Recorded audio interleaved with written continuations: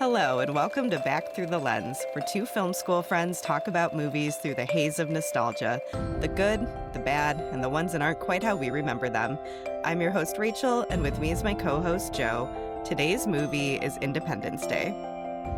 It's 4th of July weekend, and if you need a break in between firing up the grill and lighting off fireworks, why not celebrate with a movie?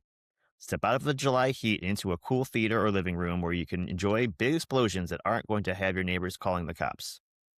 If you're planning on hosting a barbecue, keep an eye out for unexpected guests dropping in and crashing the party. This made me think of the line that Will Smith says that he could have been at a barbecue. Yeah. Yeah. I tried to pull from that, and also I had to went back to episode 15 and read the transcript for Jaws. Like, this one's pretty short too. I guess there's not much to talk about between sharks and 4th of July besides this fucking movie. That's why we're here. 4th of July. It is fireworks, sharks, and aliens. And Will Smith. And Will Smith. Do you rewatch this on the 4th of July? Not regularly. I put it on here and there. It's like a good alternative pick to like a Jaws or something else. I mean, honestly, Jaws I'll watch maybe around the 4th of July, like on the day of. I'm not working. I'm trying to go enjoy sunshine. And usually, I think we mentioned this last year, I'm home at night with the dogs because, fireworks and whatnot. But I was going to say Jaws feels like a summer movie to me. Like, now that you mentioned that, yeah, that you watch it around the 4th of July, because I think you and I had talked about scary movies that we're not thinking of as Halloween time movies.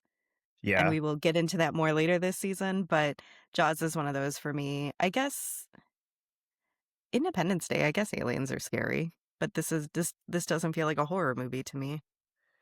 They're scary in a different way than the xenomorphs are scary in the Alien franchise.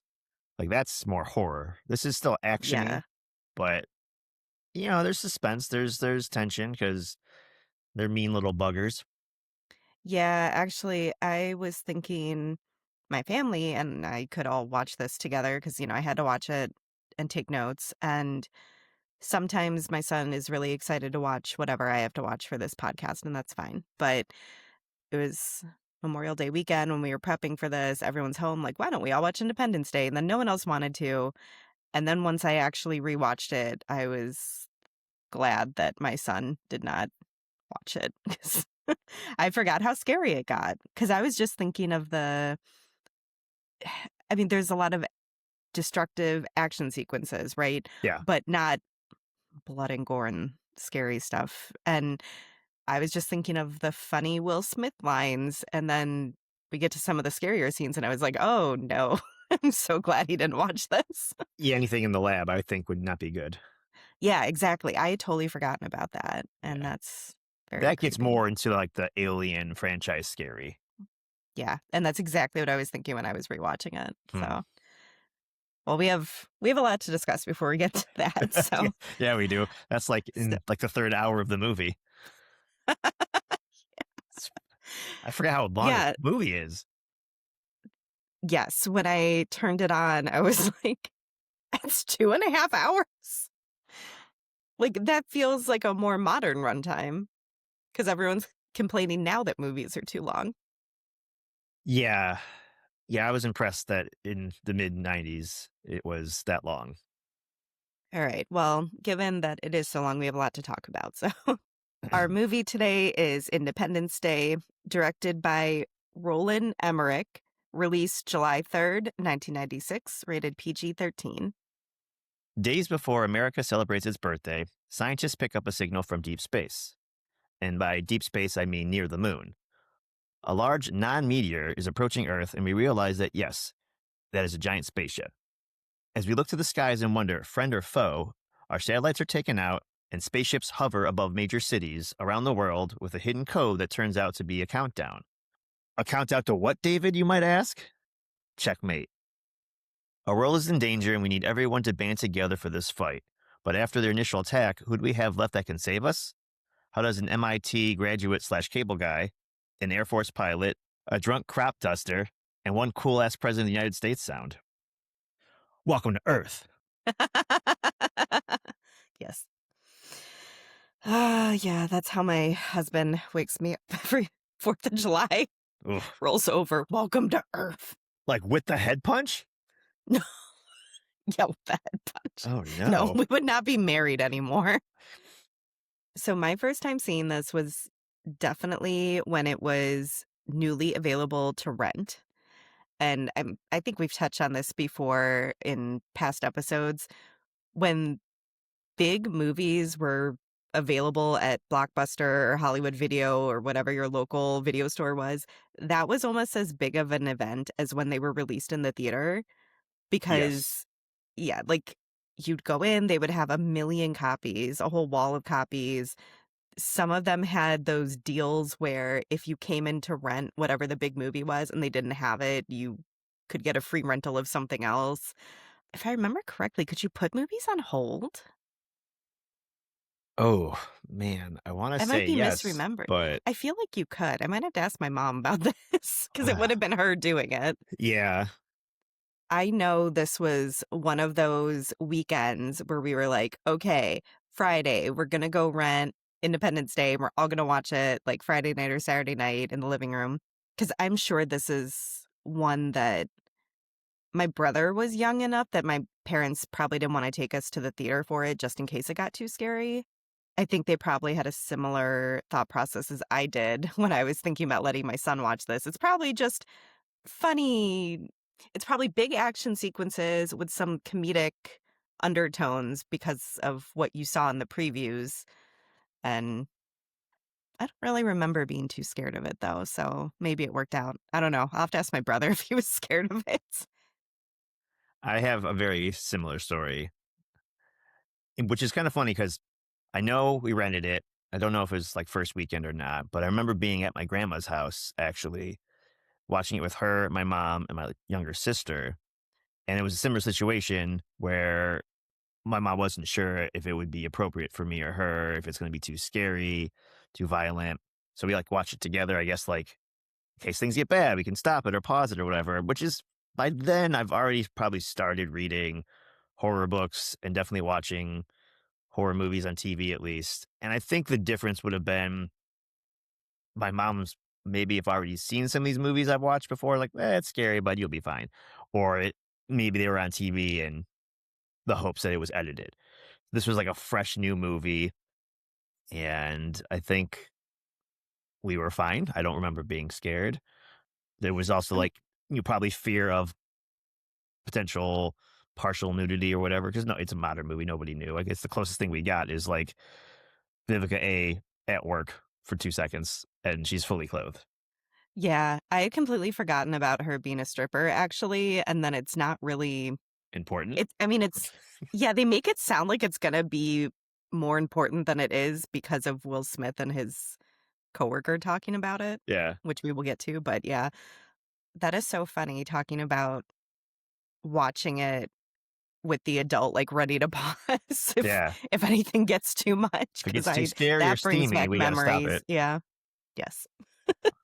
I don't know. Most recently, it had to be a couple years ago.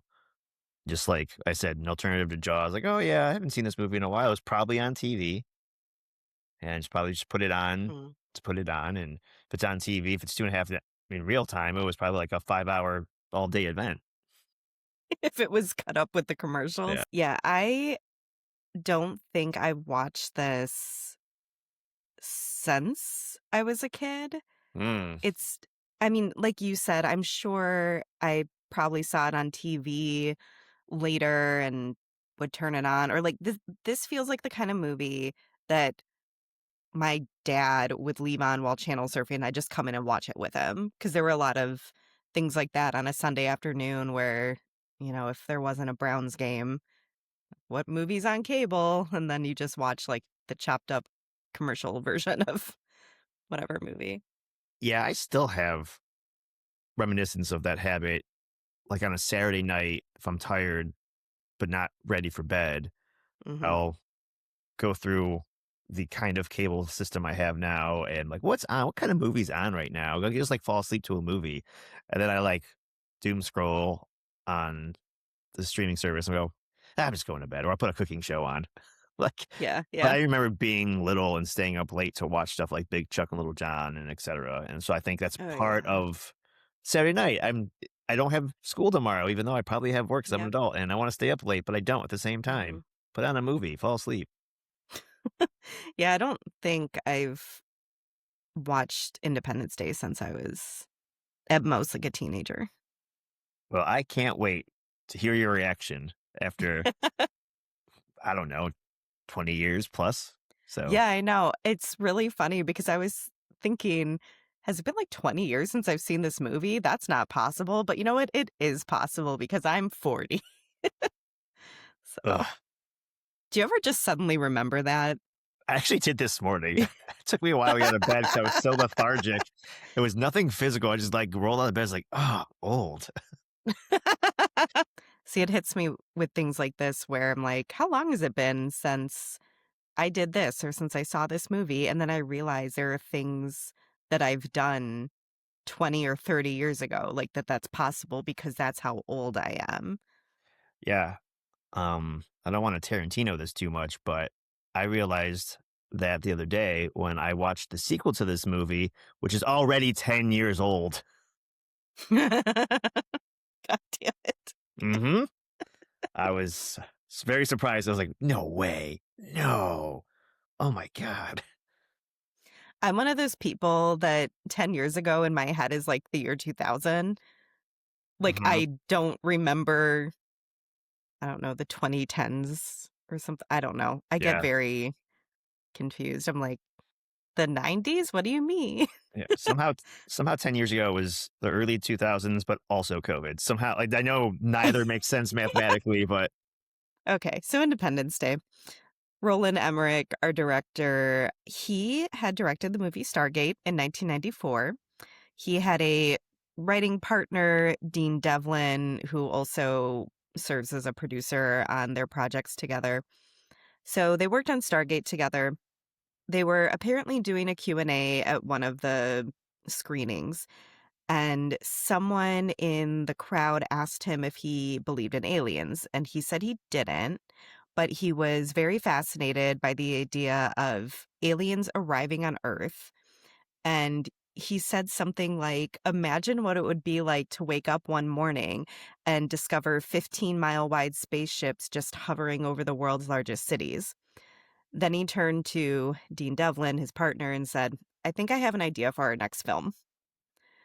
And this led to them, I guess, after all the hype died down from Stargate, they apparently rented a house in Mexico and spent a few months just writing out Independence Day, storyboarding, the whole thing.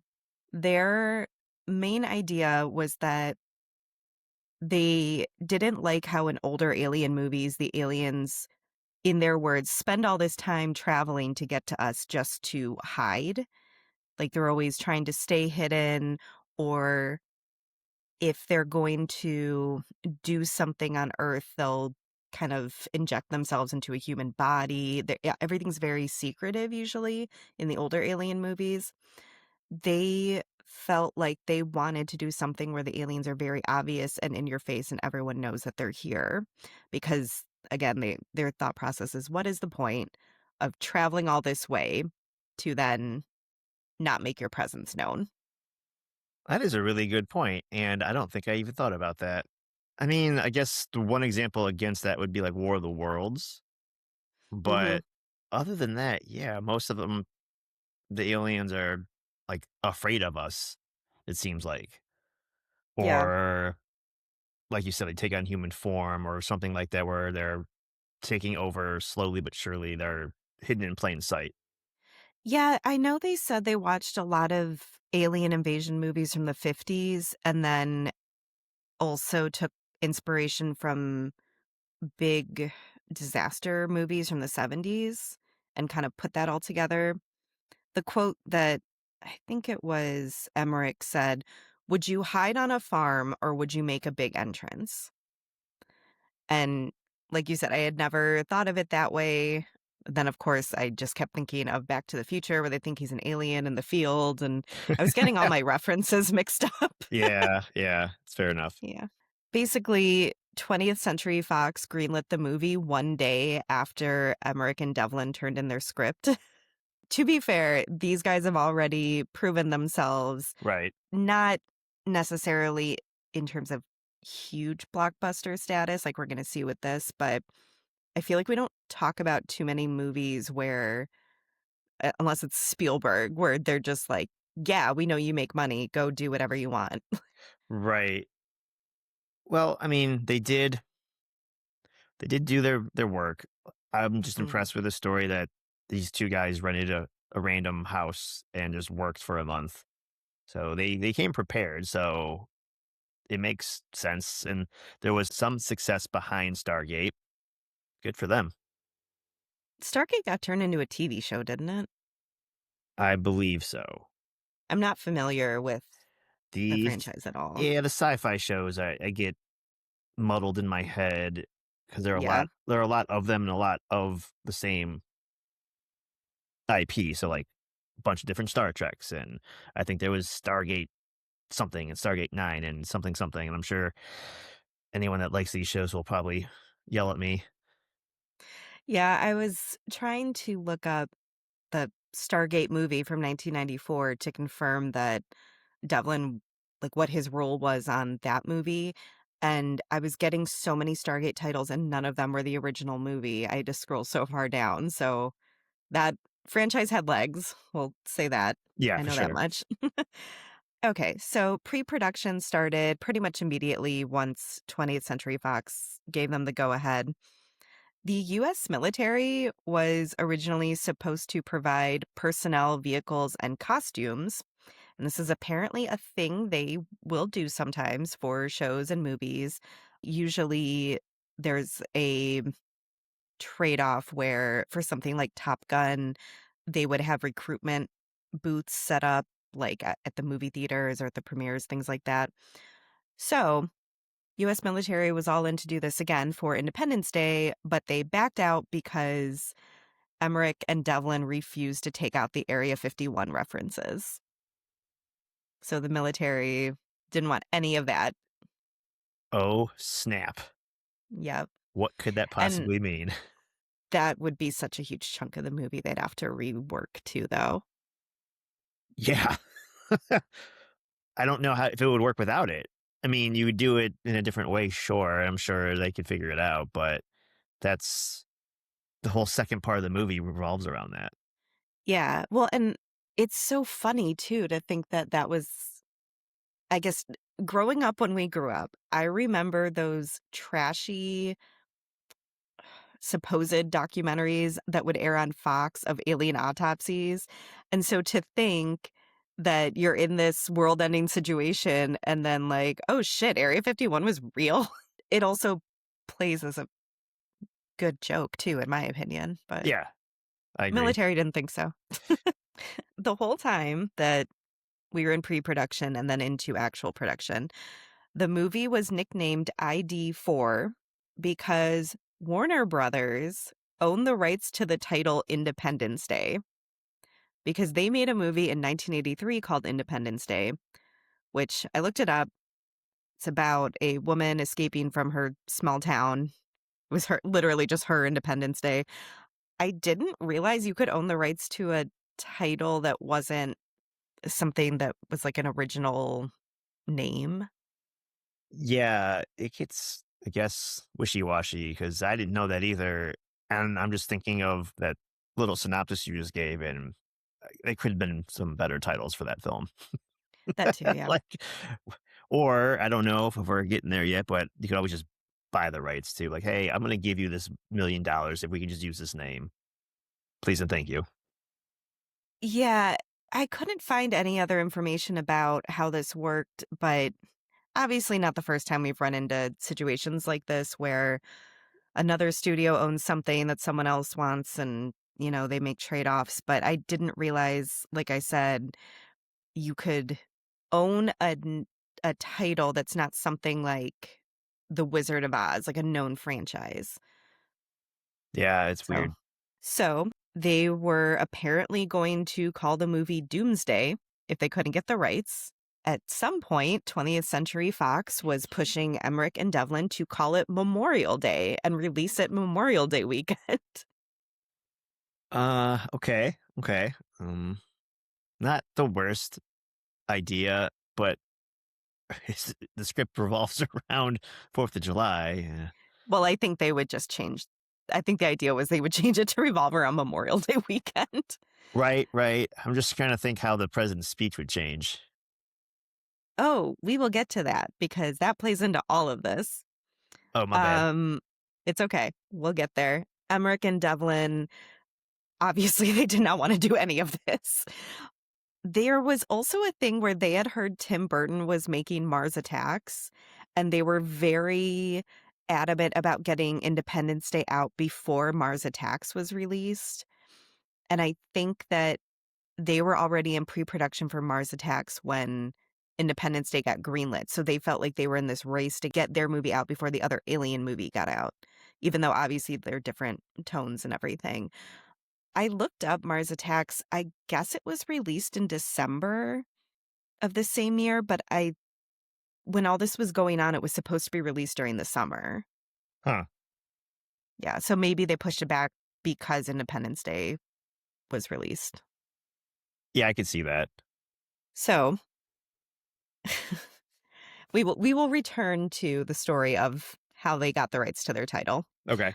but their special effects set a record of 3,000, I'm sorry, over 3,000 separate special effects shots were required for Independence Day, a record at the time. They actually did not do a lot of CGI. They did mostly on set, in camera pyrotechnics, which involved them building a lot of models and miniatures.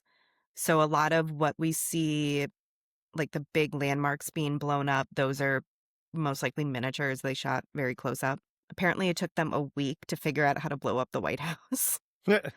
But they generally just felt this would look more authentic, especially with the pyrotechnics. Again, at the time, the model making department built more than twice as many miniatures for Independence Day than had ever been built for any film before. Jeez. So we have a record number of miniatures, we have a record number of special effects shots. The interior shots for a few different things were reused from previous movies. I just included a couple. Number one, the American President, the interiors of the White House were the set for the American President. I personally love that movie, so I put that in there. But for you, they used the B-3 stealth bomber cockpit from Broken Arrow, which for some reason keeps getting brought up in our podcast. For casting, supposedly, Stephen Hiller, the Will Smith role, was originally offered to Ethan Hawke, and he threw the script in the trash because he thought it was the worst thing he ever read. Wow. Yeah. However, Roland Emmerich claimed in a different interview that while they did offer it to Ethan Hawke because the studio was pushing for him, he felt he was too young for the role anyway. So Emmerich and Devlin saw this movie with Will Smith called 6 Degrees of Separation. I don't understand what this movie is because it kind of sounds like, at least from the bit of description that I read, that magical Negro trope where this black man shows up and quote unquote changes their life. They're this rich couple on the Upper West Side. They collect art. And one day Will Smith shows up on their doorstep and they help him out. But he claims to be the son of Sidney Poitier. So it's not like they're helping like some bum that showed up on their doorstep. But every time they see him, he has a different backstory or something. What? It I've was never very heard of this. strange. Me neither. I think it came out in 93. And at this point, I think Will Smith, he was best known for Fresh Prince of Bel-Air by far, Of because course. Bad Boys wouldn't come out until 95, but that's when they were working on Independence Day. Yeah. Didn't he also play like a magical Negro character in a golf movie? Yep. Okay. Oh, Legend of Bagger Vance, right? That was Yeah. later, though. Yeah. And then he later was the live action genie. Huh. I forgot about him being the genie. We all should have. Yeah. The Disney remakes are silliness, but that's okay. So, Emmerich and Devlin, they are sold on Will Smith because of this one weird sounding movie. The studio said, "No, we don't like Will Smith. He's unproven. He doesn't work in international markets." According to Devlin, they said, "You cast a black guy in this part, you're going to kill the foreign box office." Huh. Yeah. So, Do they not have black guys in other countries? Like, well, I'm confused here. same. I was understanding a little bit when they were saying he's unproven, but then it turned to him being a black guy, and I was like, okay, that's not what I was expecting their pushback to be. Yeah, I was thinking the young thing, not the race thing. So, Yeah, and it's also really hard for me to put myself in a headspace where Will Smith wasn't this huge movie star because he was huge when we were growing up. yeah. And I know that started really because of this, him being a big movie star, but it was like every summer you had a big Will Smith movie, I feel. I also would probably say that growing up, I'm assuming we both watched Fresh Prince of Bel Air, and for Mhm. X amount of seasons, he's on our TV. So it made sense to me in the mid 90s. Is like, oh, yeah, this is Fresh Prince. Like, who doesn't want Fresh Prince in a movie? Yeah. Yeah. Um, and I get Yeah, like we were TV, film, there's sometimes separation there, and the acting's different, and production's different. And to make the jump from one to the other isn't always successful. So I get it in a mhm. way, but I don't get it in another way. Yeah, like, I could understand them maybe being like, could he be an action star? Because we only know him from this sitcom. I could Sure. see some of these concerns, like we said, could he carry a big blockbuster like this? But no, apparently their big thing was no one in the other countries wants to see a black lead. Devlin's pushback for this was, well, the movie is about space aliens. It's going to do fine foreign. Apparently, it was a really big fight to get Will Smith cast. According to Devlin, Roland Emmerich really fought to have him in the movie. They also had to fight for Jeff Goldblum. Apparently, he was the one person they had in mind for the character of David the entire time they were writing the script. When they would work on lines and stuff, they were doing Jeff Goldblum impressions, apparently, according to Devlin. And then they based David's father, Julius, off of Devlin's grandfather, who is also named Julius. Nice. Okay. That's Yep. cool. So in the end, basically, Emmerich, our director, threatened to take the movie to Universal if 20th Century Fox wouldn't give him Will Smith and Jeff Goldblum. And we know how that turned out. So, What no, was it's the okay. pushback against Jeff Goldblum? I think just that he was expensive, maybe, Okay, that makes sense. because he had already done Jurassic Park at this point. I don't think there was a huge pushback. It was just like, could you please consider other people too? And they're like, no. Okay. It's just funny that they had it in their head the whole time that they needed this team of Will Smith and Jeff Goldblum to go into the, big spaceship at the end, but that's really what it was. That's what it They was. they could picture it. Okay. Apparently, they were really pushing, Devlin and Emmerich were pushing to get Kevin Spacey cast as the president. Okay. Okay. So Devlin knew him from high school. Oh, The Usual Suspects had come out recently, and he was becoming a known actor. And Devlin apparently told the studio to cast him now because they could get him for something like 200,000, but eventually he was going to blow up and be like they would have to pay millions and millions of dollars to cast him in anything going forward, like get in while he's a known guy but not commanding millions. And he was like, one day this guy's going to win an Oscar. And the head of 20th Century Fox at the time was like, Kevin Spacey will never win an Oscar. And obviously he did. So, whoops. yeah, whoops. However, part of the reason they wanted to cast Kevin Spacey because there was going to be a twist with the president character. I need to ask you before I continue, have you seen The Usual Suspects? Yes, Okay, of good. course. So there's a big twist in The Usual Suspects where it turns out, spoiler alert for this like 20-year-old movie, whatever, Kevin Spacey is the bad guy the whole time. In Independence Day, there was going to be a twist where everyone was going to think the president was bad or evil, and then we would realize at the end that he was actually heroic because he got in the plane and joined the fight. And they were like, who else could pull off a twist? Only Kevin Spacey because he did it in The Usual Suspects. Huh. Uh, what? I know. I'm glad you also find that very odd. I mean, I feel like the twist is really if it's well written. I don't know if like it has to be a certain actor. Yeah, same. Okay, so I wish I could have found how Bill Pullman got the role. It seems like what happened is maybe they just stopped pushing for Kevin Spacey so hard because they could get Will Smith and Jeff Goldblum, and sometimes you have to take your losses. Sometimes 2 out of 3 ain't bad. Right.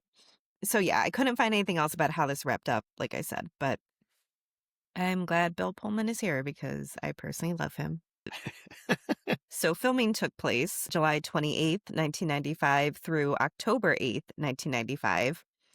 I guess I thought that would have been a longer filming period considering how complicated some of this movie would be to Right. make. Yeah.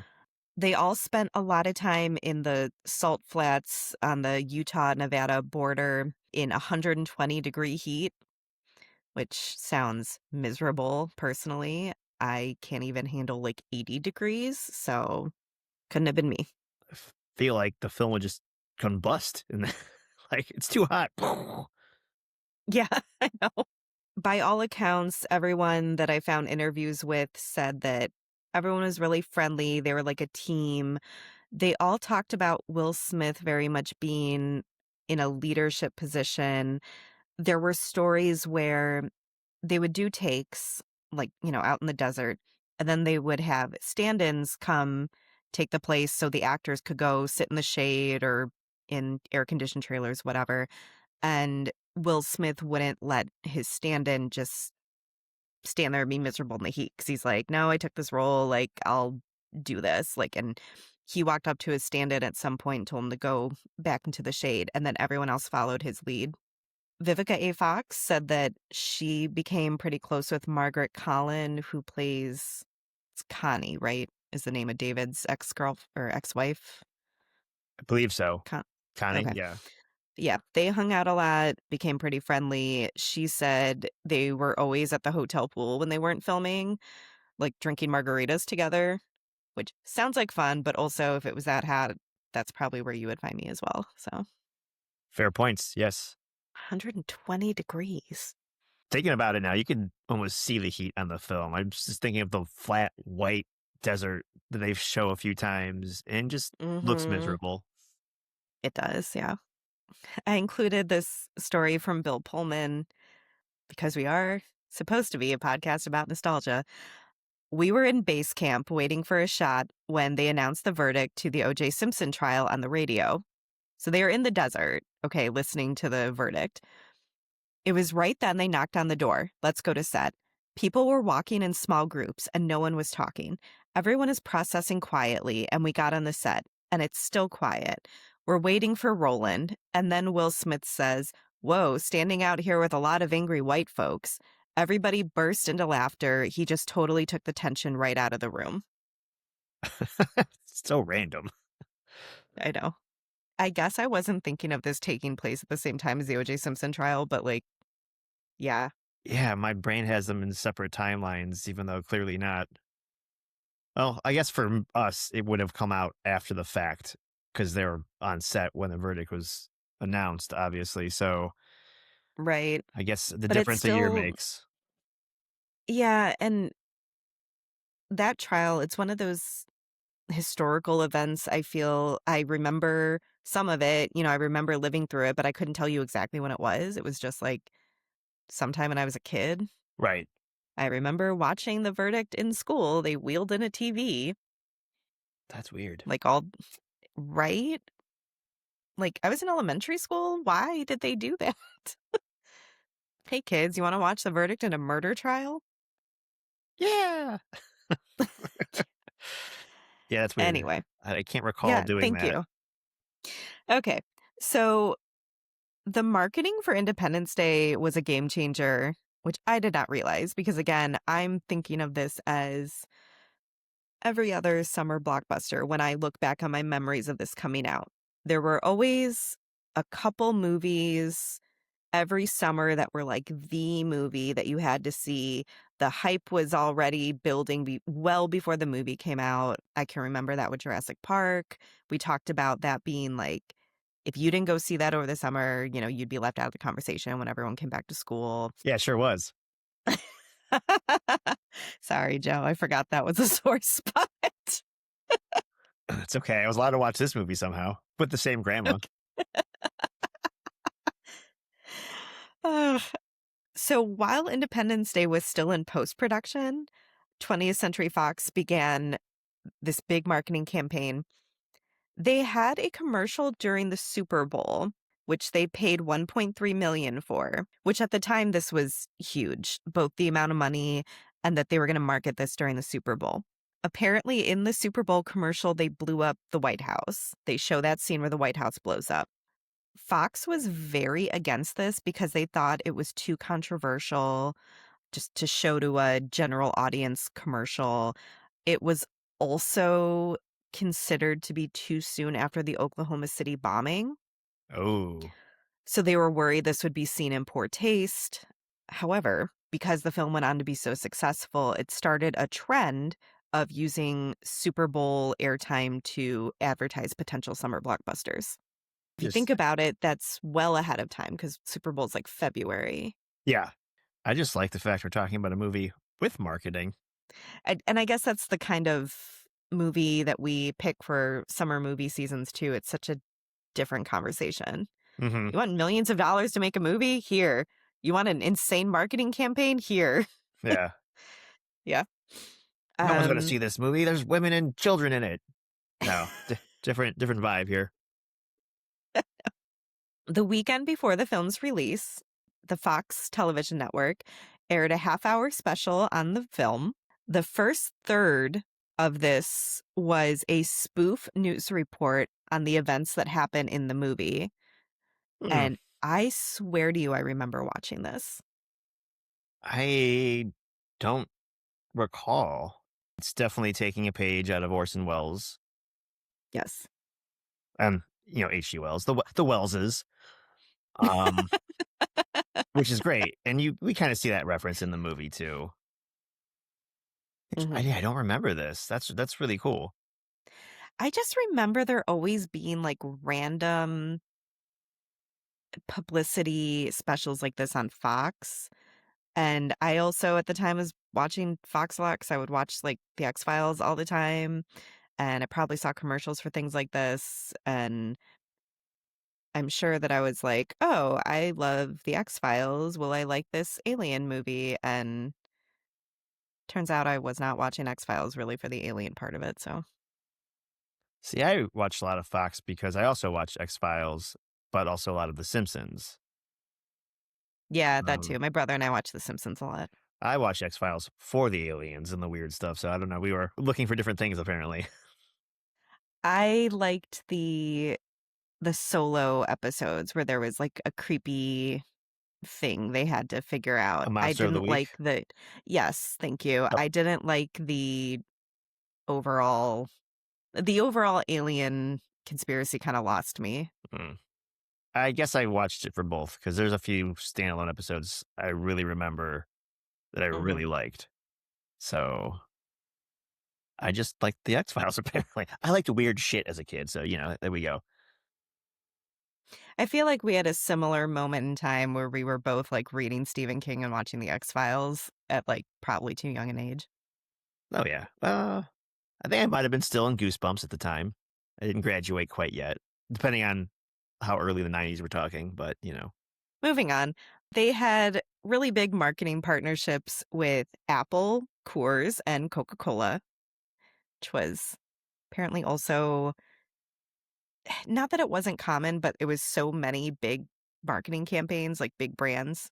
Specifically with Apple, they had some tie-in to David in the movie using an Apple computer to, like, save the world when he uploads that virus, and that was, like, a tagline for their products, like, "Using this to save the world," or something. Hmm. Jeff Goldblum did it. You can too. Right. They also privately screened the movie for Bill Clinton at the White House, which at the time, for some reason, was a big deal. Obviously, they did this partially because of marketing, but I think also because they made such a big deal about blowing up the White House in that Super Bowl commercial too. Yeah, it's a good way to, if you had any sore feelings about this, look, we're showing it at the White House. Yeah. Yeah, I get it. I definitely see the Coca Cola marketing. I don't remember like if there's any solo commercials or anything, but pretty sure that's all they drink in this movie. Oh, I didn't catch that. Oh, I okay, I did notice David throwing a lot of Coca-Cola cans in the recycling. Hmm. But this brings us to our movie. Thirsty, want a Coke or a Coors? Jesus. Marketing's working on me. Yeah, the beginning, it kind of felt dated and not at the same time. I don't know how else to explain that. Like, clearly looks like it's mid 90s, but not in a, mid 90s kind of way. Yeah, it definitely looked like a mid-90s action movie, but not in a yeah, not in like a, oh, Yeah. this didn't hold It, up kind of way. You it could just sounded like place it the too. time. Yeah. It has a certain sound and look.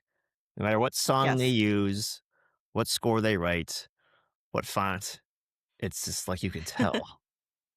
Yeah, it's true.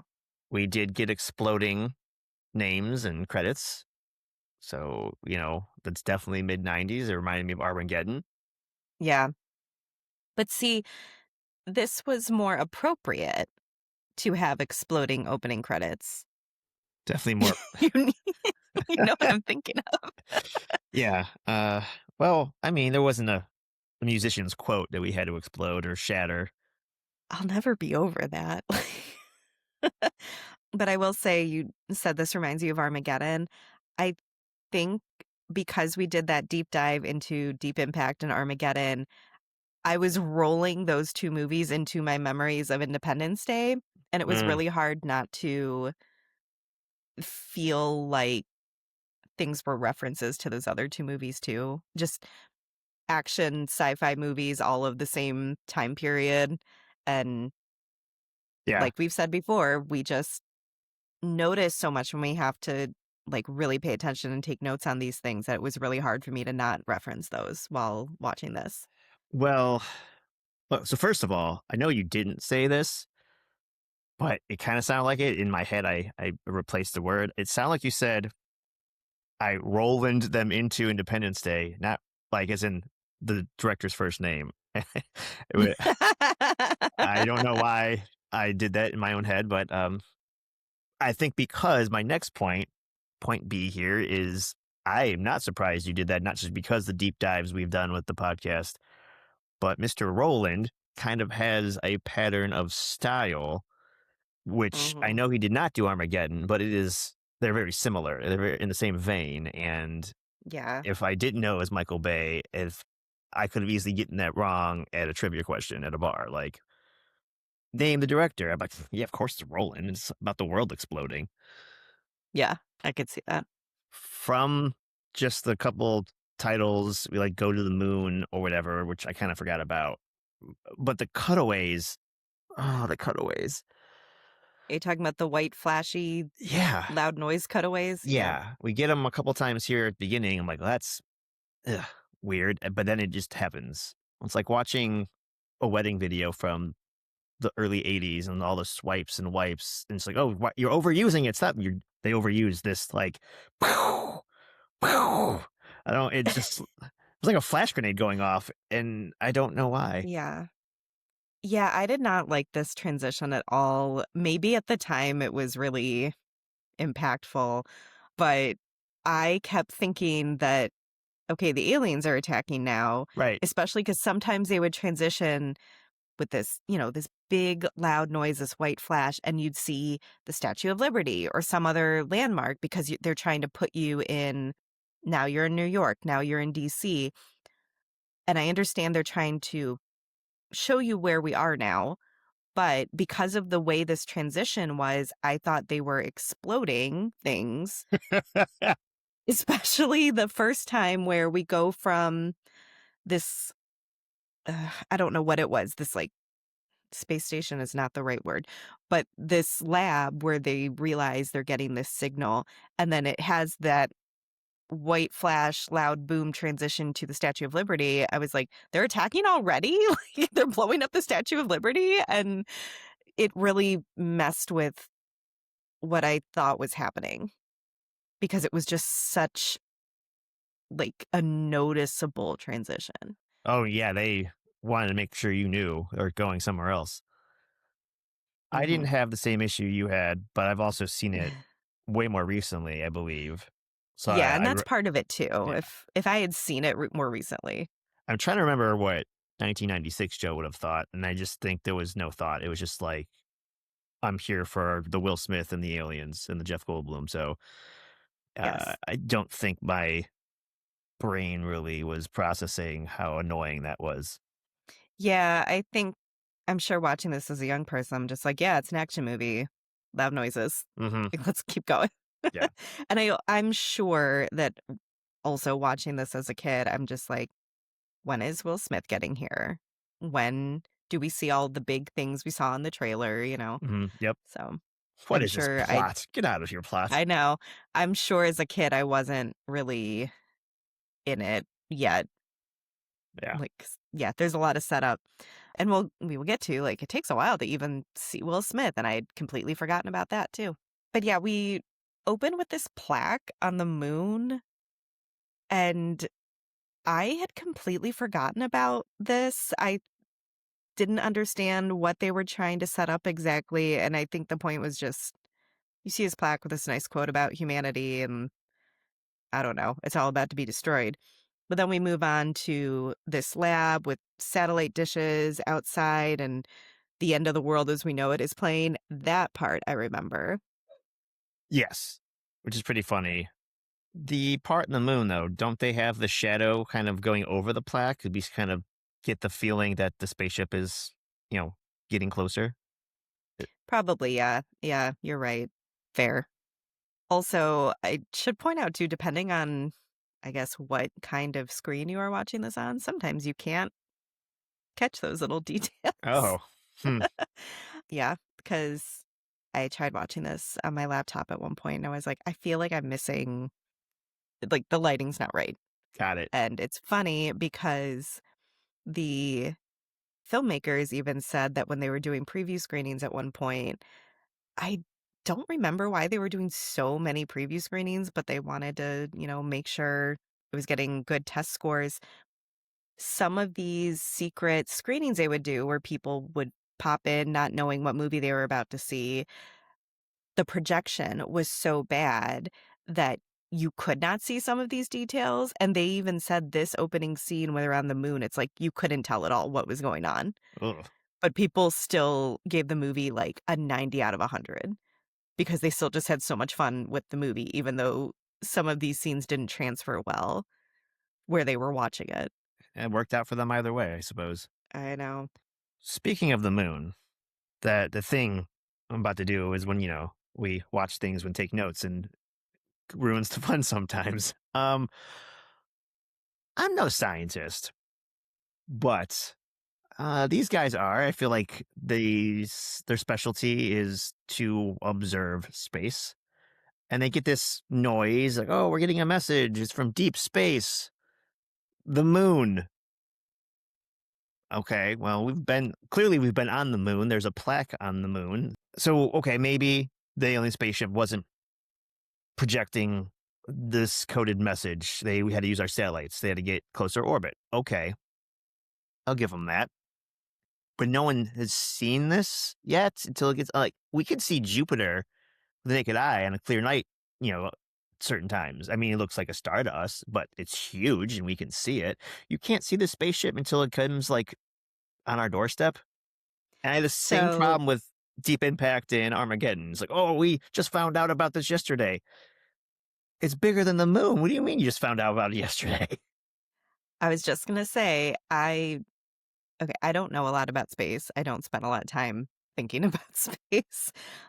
I only thought of this being odd because when we did our double feature on Armageddon and Deep Impact, we were talking about what was realistic in each movie. Hmm. And I was like, if I learned anything from Armageddon, it's that they should have seen this by now. Yeah, So, yeah, maybe it has a cloaking device, but they didn't tell us that, so I can't make those assumptions. It's a correct. Yes. darker color and it's in space. I don't.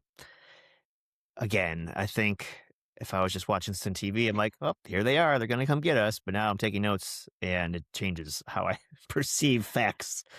Yes, exactly. And this is not something I would have even thought about if we, like I said, we hadn't had to watch this so closely, take notes, and also the previous, asteroid movies that Hmm. destroyed Earth. Yeah, I got a quote here because they're getting the message and they're calling all the important people and they're playing telephone, like literally. And someone says, "Who else knows about this?" I don't know. I'm in snarky mode at this point. I said, "I don't know. Anybody that looks up, maybe." Yeah, fair.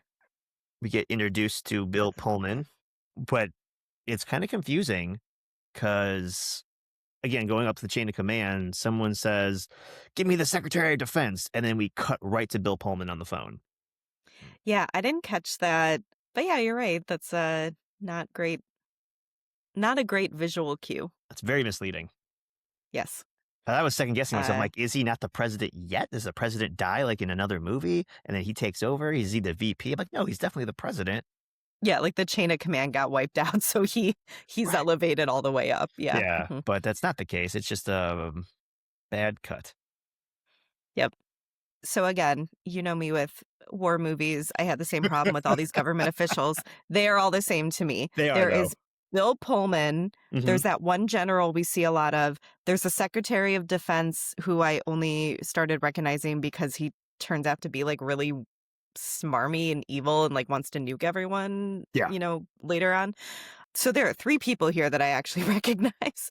But at some point they're all talking and I think someone brings up NASA and one of them says, "They're even more confused than we are, sir." And I was like, "Well, that's not comforting." Mm-mm. Yeah, that's confusing. Like, so it's like NASA is more confused than the Defense Department? Like, none of this sounds good at all.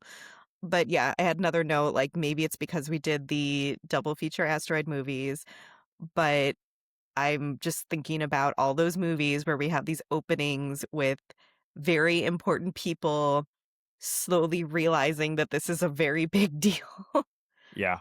However, I feel like in Independence Day, it's an even slower realization, Yeah. which is funny because the ships are like right there. Like you can look outside and see them. Yeah. But yes, Bill Pullman, possibly my favorite movie president. Not really sure what the other competition is. Maybe Michael Douglas, an American president. You know what? Harrison Ford in Air Force One. Yeah. I don't When he know. punches the guy and says, "Get off my plane." Yeah. Well, it's close. It's like a 1A, 1B situation. Sure. However, I always think of Bill Pullman as he's a love interest in While You Were Sleeping. For me, While You Were Sleeping is a Christmas movie, so I watch that every year. Also, he's the bad boyfriend in Sleepless in Seattle, where his only bad quality is having like horrible allergies. Oh my God. Hmm. Thinking of a crossover. While Mm, you were sleepless in Seattle on Independence Day. no. No, no, no. You shot that out of the sky like an alien spaceship. I mean, look, I will gladly do a Bill Pullman like rom-com day, Sure. but I don't know if I need to watch 2.5 hour long Independence Day again to get my Bill Pullman fix. Fair enough. Okay. So we'll just stick with while they were sleepless in Seattle. Sure. Sure. See, I He's such a weenie in Sleepless in Seattle, though. weenie.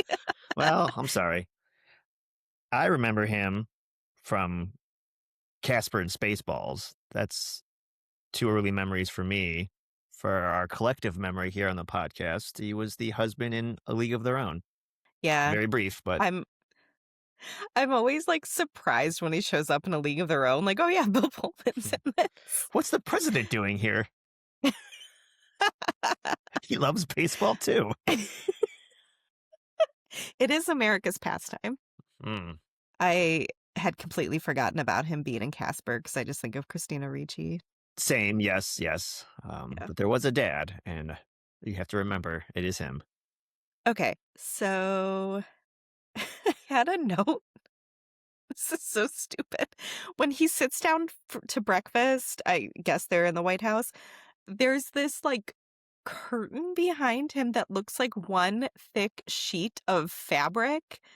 Like, it's this window with, like, a curved top, and it's this thick white fabric that looks like it doesn't even have an opening where you could part the curtains, and then there's this ugly flower border around it that's also made of fabric, and this was all I could focus on because I was like, "Is the White House actually that ugly?"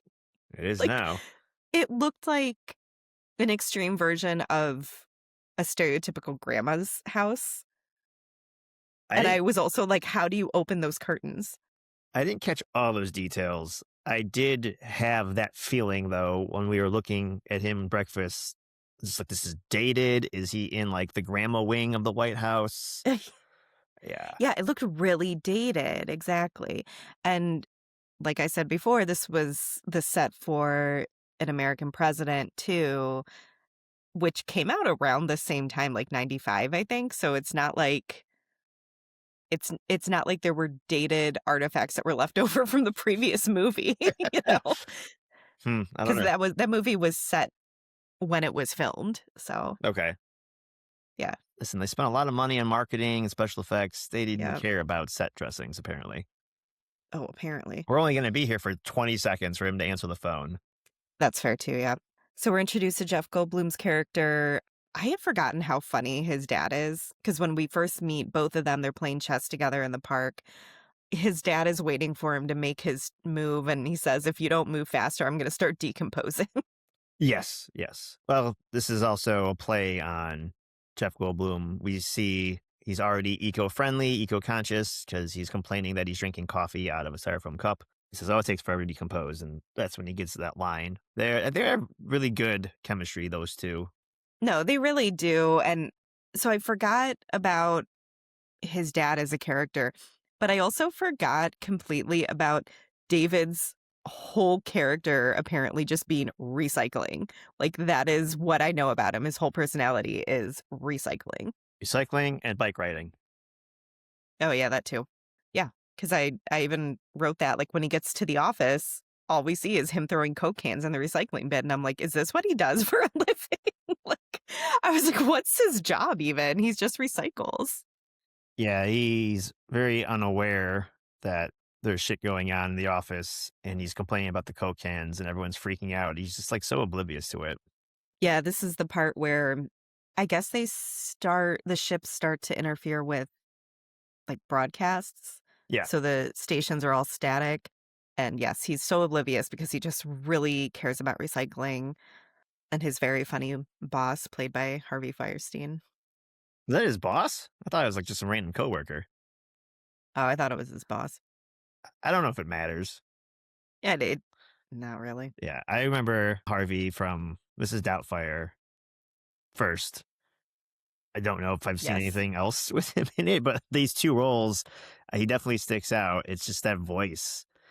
And God, like in this movie, in this scene alone, I think it's like 47 and a half times he just shouts, "David," over and over again. I It's just know. like, As it's soon like, can you say something else? Yeah, that's most of his role. That's his only line. Um, They didn't give him any Pretty lines. Like much. Harvey improv, he's like, "Oh shit, David, David, David." As soon as we started talking about his character, I just heard him saying, "David, why did I just send my mother to Atlanta?" Yes, yeah, Which is a little bit later when David realizes they should evacuate. right. Um, I will say later in the movie when they're, like, naming the cities that get destroyed, they mention Atlanta, and I was like, "Oh, no, David's mom." Oh Or no, no. David's boss's mom, rather. Yeah. Yeah, I don't even know what is his name? Marty? Yeah. Okay, because I was like, "Well, now I'm just gonna call him David because that's the only thing he ever said." Yeah. But we're also introduced to Randy Quaid's character, Russell. We see his kids in their trailer watching War of the Worlds, Hmm. which is, like, the only thing they can get to come in, which is very on the nose. Yep. Oh well, you gotta pay your homages somewhere, I suppose. Of course. I will say I kind of forgot about the character of Russell being in here. He makes his entrance, like, drunk, flying a crop duster, and I'm just like, thought he was in Armageddon. Like, I was getting all these movies confused. I don't know what I thought was happening. I was just like, "Oh, yeah, Randy Quaid again." Also, weird that in modern times, Randy Quaid's, like, this weird, kinda washed up actor that, like, maybe isn't all there anymore, and he's been in our podcast a few times already. Hmm. Yeah. Cousin Eddie is flying a crop busting plane now. Yeah. Somehow he is just always the same character, though. Yeah. I just don't know how you forgot about Russell. I mean, I guess understand that, especially this part of the film, the setup is very much like the other two movies we've mentioned before. And it's just like Yeah. character, character, character, character, situation, situation. And it's a lot to ingest within the first 10 Well, minutes. it's like in every one of those movies, like, yes, you have this fast introduction, all these different characters, and they're all being introduced for a certain reason. Like, they're all gonna bring some talent or expertise to solving the problem, I guess except for Deep Impact because they don't really solve the problem. They solve one of the problems, the bigger problem. Right, Yes. because there were 2, right? Yeah. I don't know, I was just all the sci-fi disaster movies were rolling together in my brain. I mean, that's fair. I get it. Mhm, and I guess I was thinking, like, you have the comic relief kinda with Will Smith, but then so Russell was the comic relief for some other serious movie. Yeah, they're comic relief in different facets. Will Smith Yeah, is very serious, but he has, like, funny lines. yeah, he has personality where Russell is like just the class clown comic relief. Like one I laugh with, one I laugh Yeah. at. Yeah, I think Russell doesn't realize he's being the comic relief, the There poor we guy. go. Yeah. Yes, okay. So, more of those white, flashy, loud transitions. Mm. I'm struggling to keep everything straight, obviously, because I forgot, Russell even existed. I'm like, is New York being blown up already? Who knows? This isn't going well so far. I want a new cut of the movie and we'll keep the flashing white light, but instead of that noise, we just get Marty, David, every time.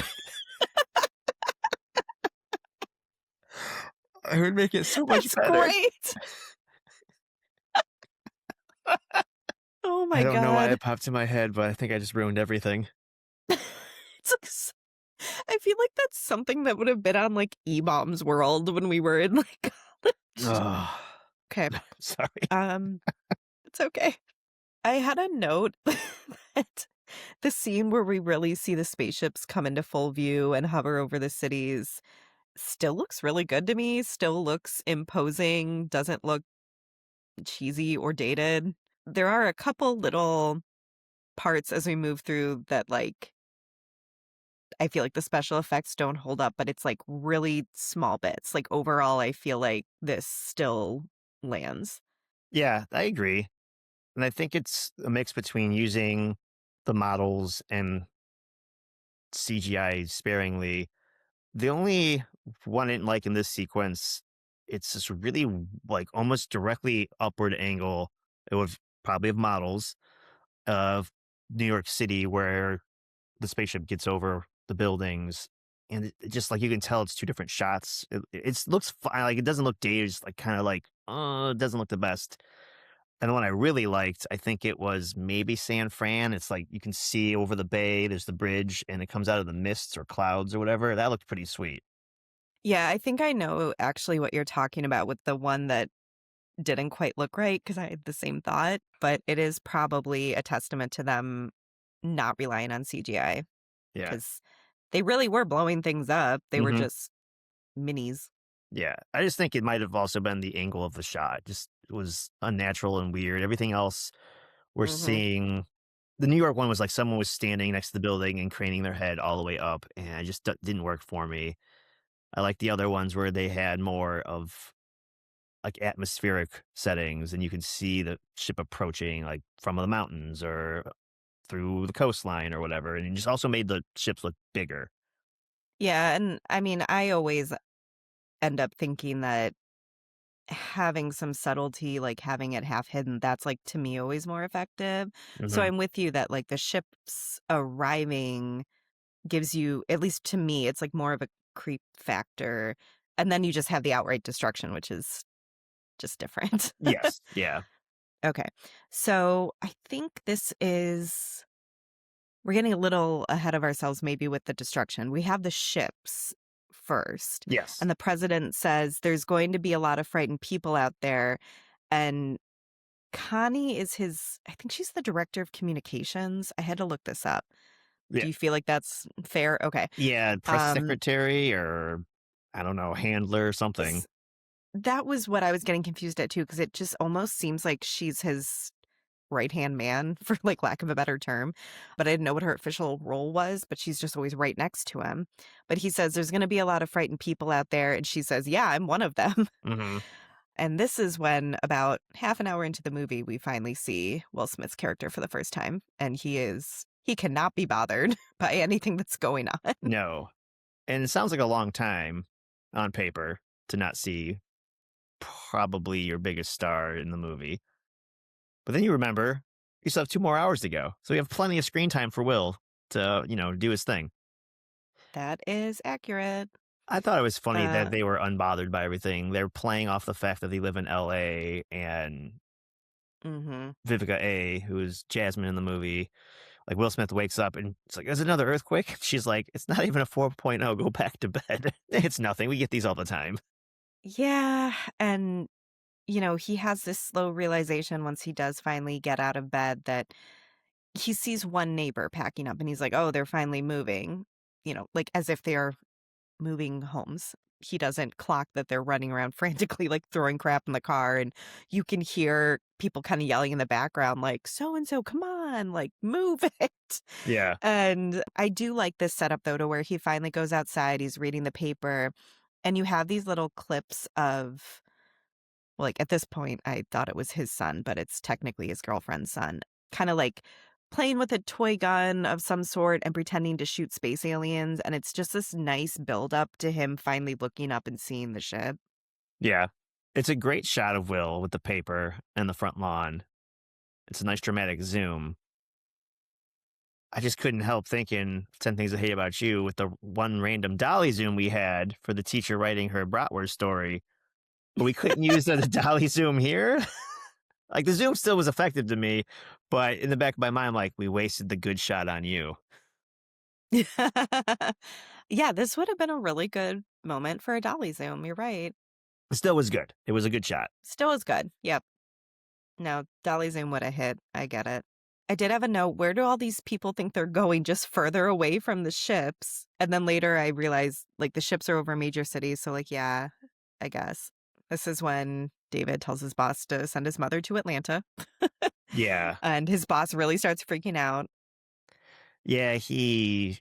This is where he explains like the countdown to checkmate, Mhm. and Marty gets what he's getting at here. And he's like, I got to call my mom, my brother. And then he says, I got to call my lawyer. Forget my lawyer. And it's supposed to be like a cheap laugh because lawyers are cockroaches or whatever. Haha. Yeah, yeah. What bothered me is this, I think, is another dubbed moment here.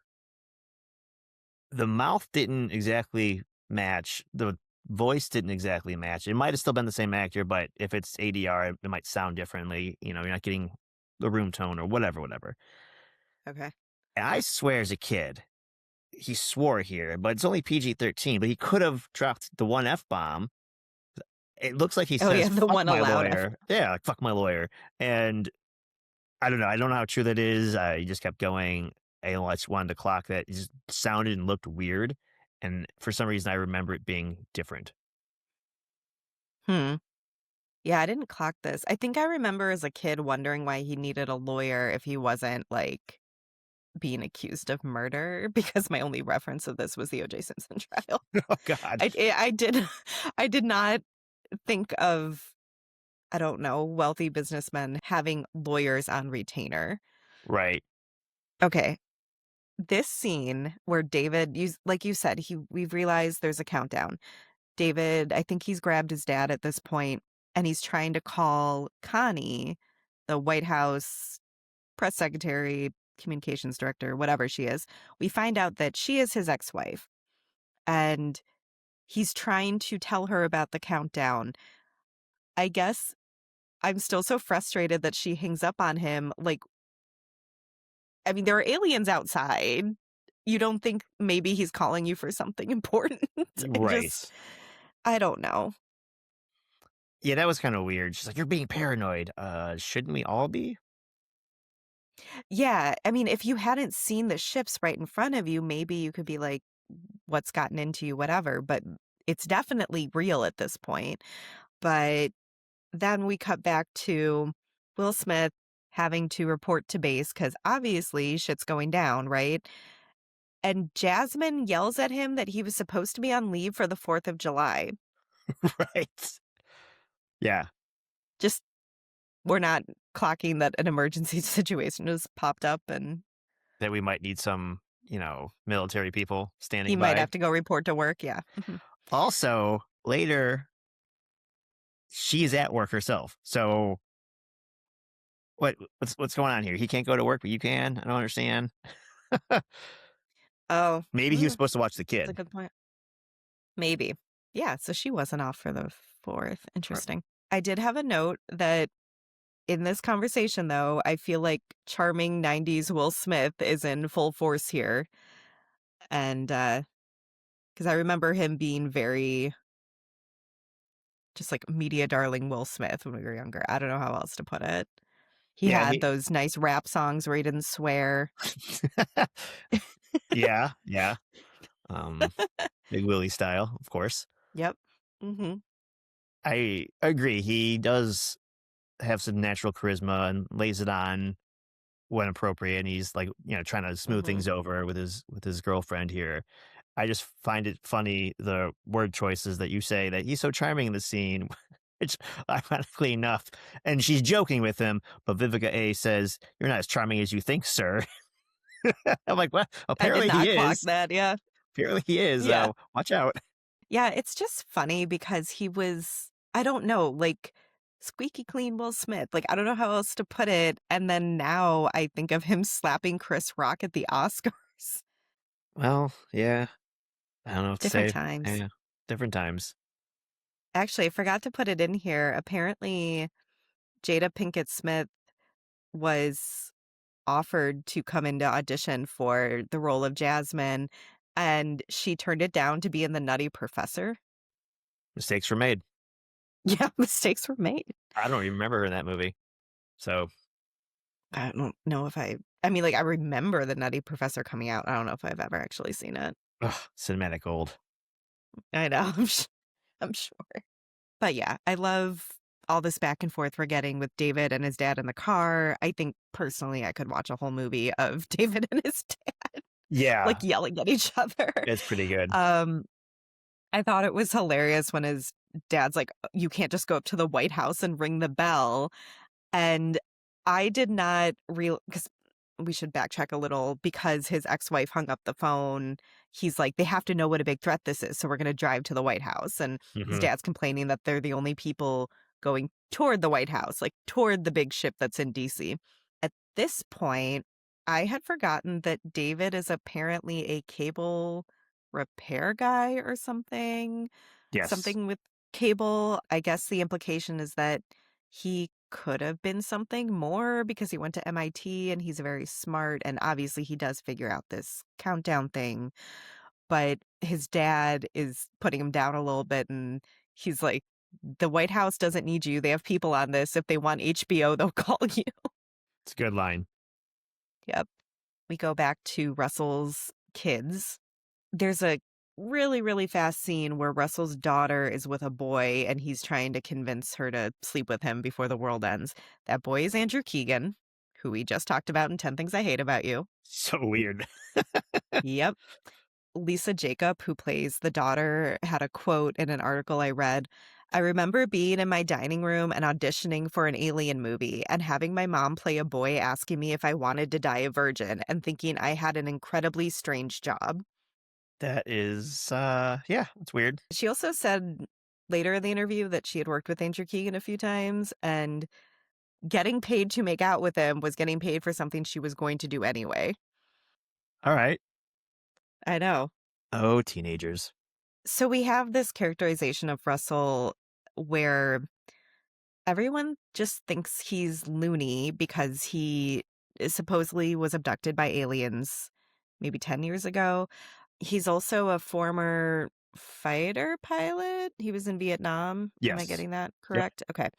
So I think what everyone's assumption was that he maybe did not come back from Vietnam with, full mental capacity, and he's gone on this thing for years about how he was abducted by aliens and warning people one day they'll come back, whatever. The aliens are here, and Hmm. you still see people in town telling the news how crazy Russell is. Yeah. I feel like, this part of the 90s, there were like, we keep bringing up the X Files. There were other shows like Mhm. that. There was like the movie Fire in the Sky, and there were Oh, sightings yeah. or supposedly sightings in, real Mhm. life. And it was a big thing in the 90s, and people were talking about other people being abducted and being probed. And so these Yes. guys at the diner, or, who are clearly making fun of Russell, like, did they hurt you, sexually? And then later they are being interviewed and they are being quoted like on the bottom of the screen. It says friends of Russell. It's like, oh, they're Yeah. they're they're his friends now. And the guy brings it up again. He's like, they touched him sexually on the spaceship. Like this guy is very obsessed with the inner workings of Russell and these aliens.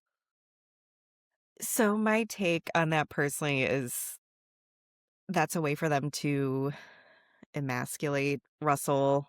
They Sure. already were making fun of him and calling him a kook and whatever, and then this further dehumanizes him in a sense. I guess I was struck by the fact that they were broadcasting this on, like, the local news, Right? but I also think in the '90s, there was such a tabloid news culture too that I kind of forgot about, that this probably would have been on the news, like, Yeah. I don't know, because I just this brought back so many memories of some of the stuff that you've touched on too, like, they had alien autopsies on Fox and weird we got into Area 51 and here's what it really looks like, and but also rolled in with all that magician secrets. Like, it was Yeah. just The masked magician. I forgot about that.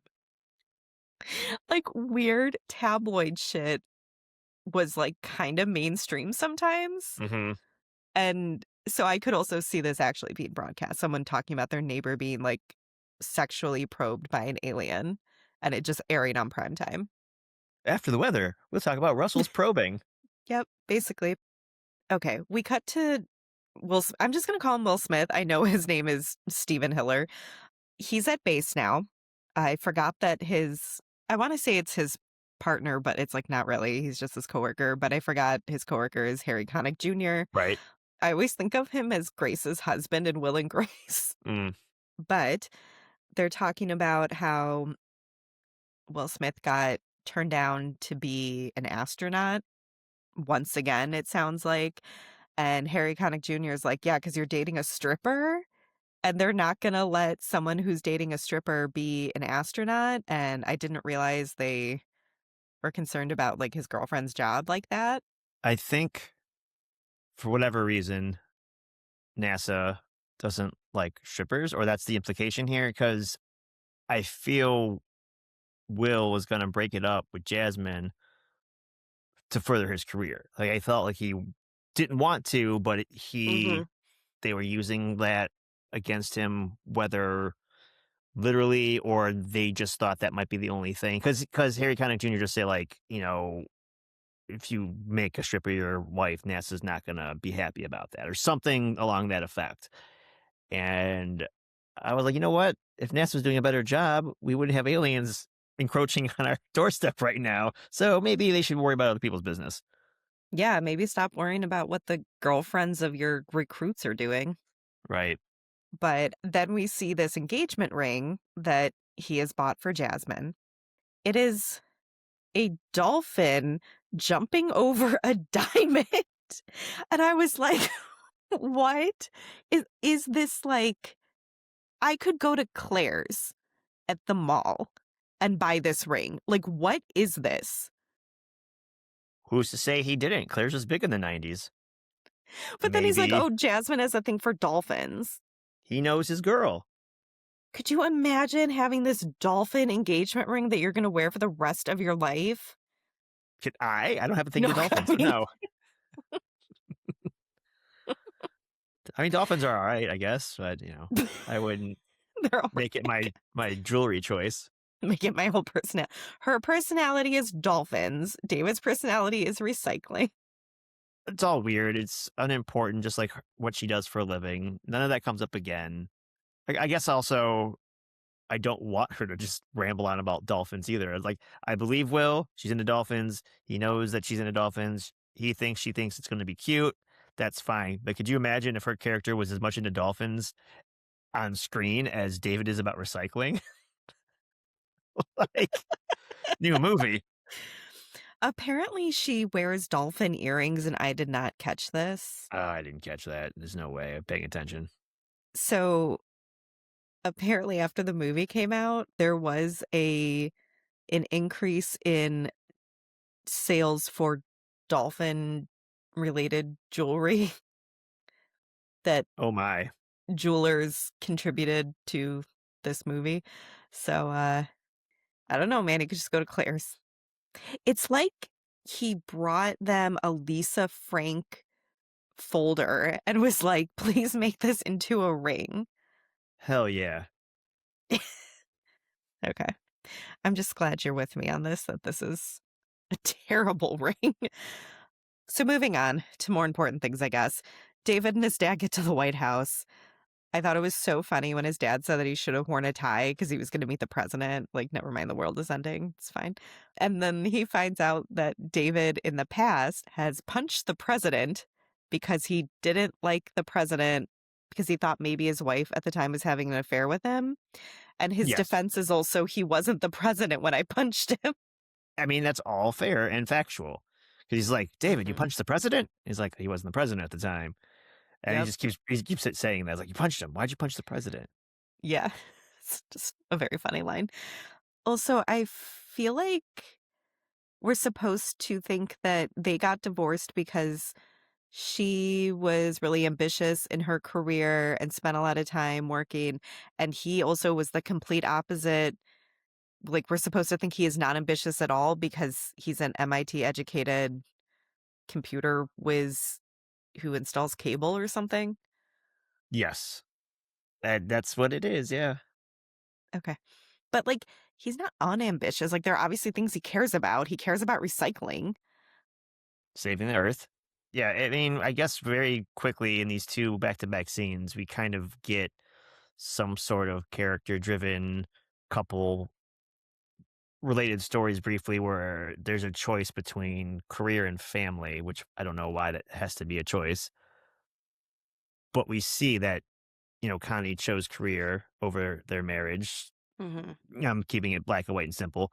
And then Will thought about doing that and decided to buy a dolphin ring, which, I mean, be careful. I hope all your chips aren't on this dolphin ring because if she doesn't like dolphins as much as you say so, Will, the answer is Yep. no. Yes. Yeah, that is a big gamble proposing with that ring. Like, I don't know if I would like anything enough to have it be in a ring that looks like that. Yeah. Like, when I was a kid, I would have totally rocked a cool dolphin ring.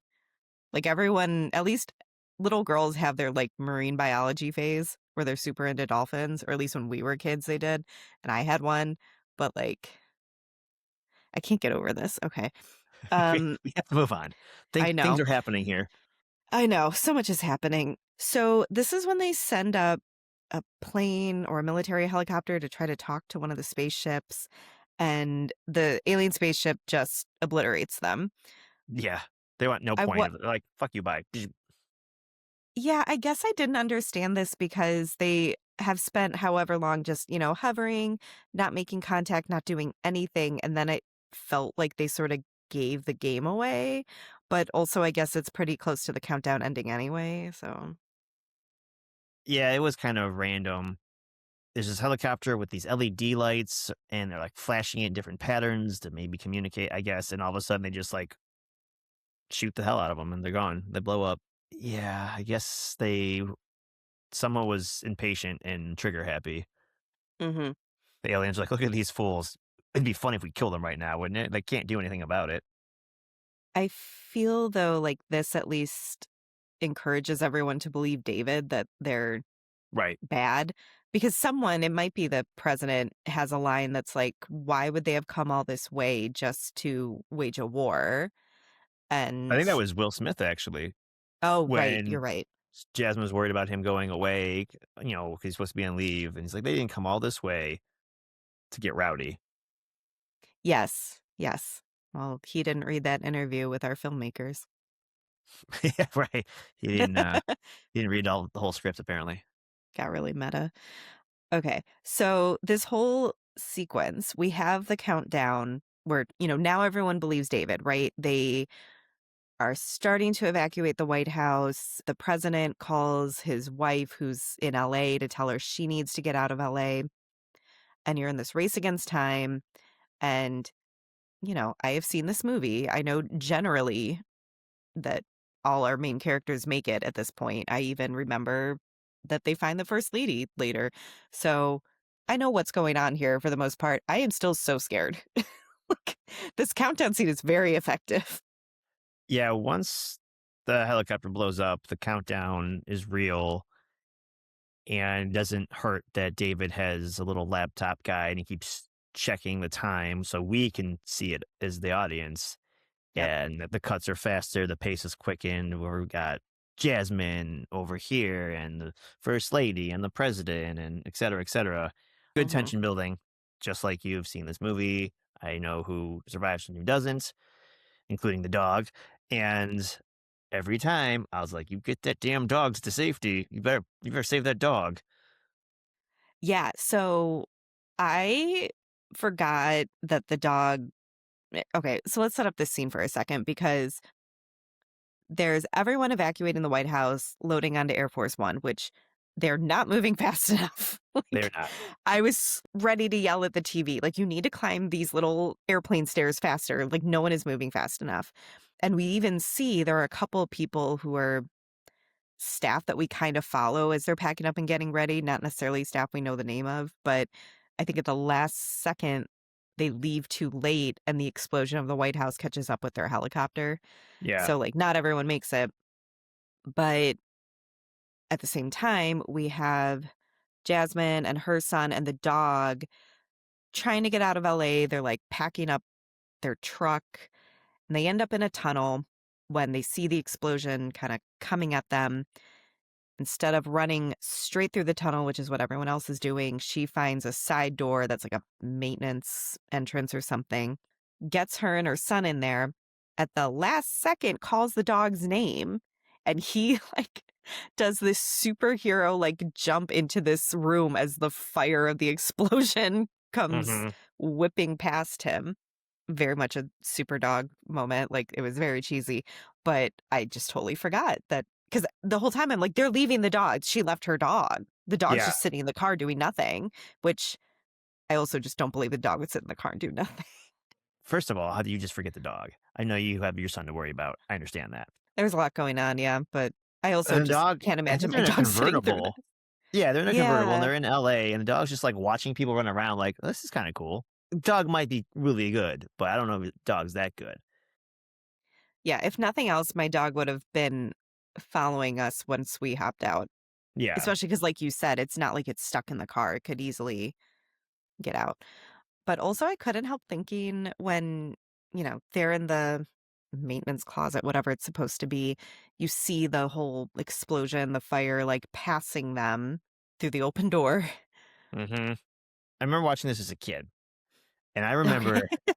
I remember being pretty damn close to tears while thinking this dog was just gonna blow up and die, Mhm. and I was ready to throw in the towel like, "Alright, well, there wasn't any boobies or blood, but mom, turn the movie off because the dog's dead."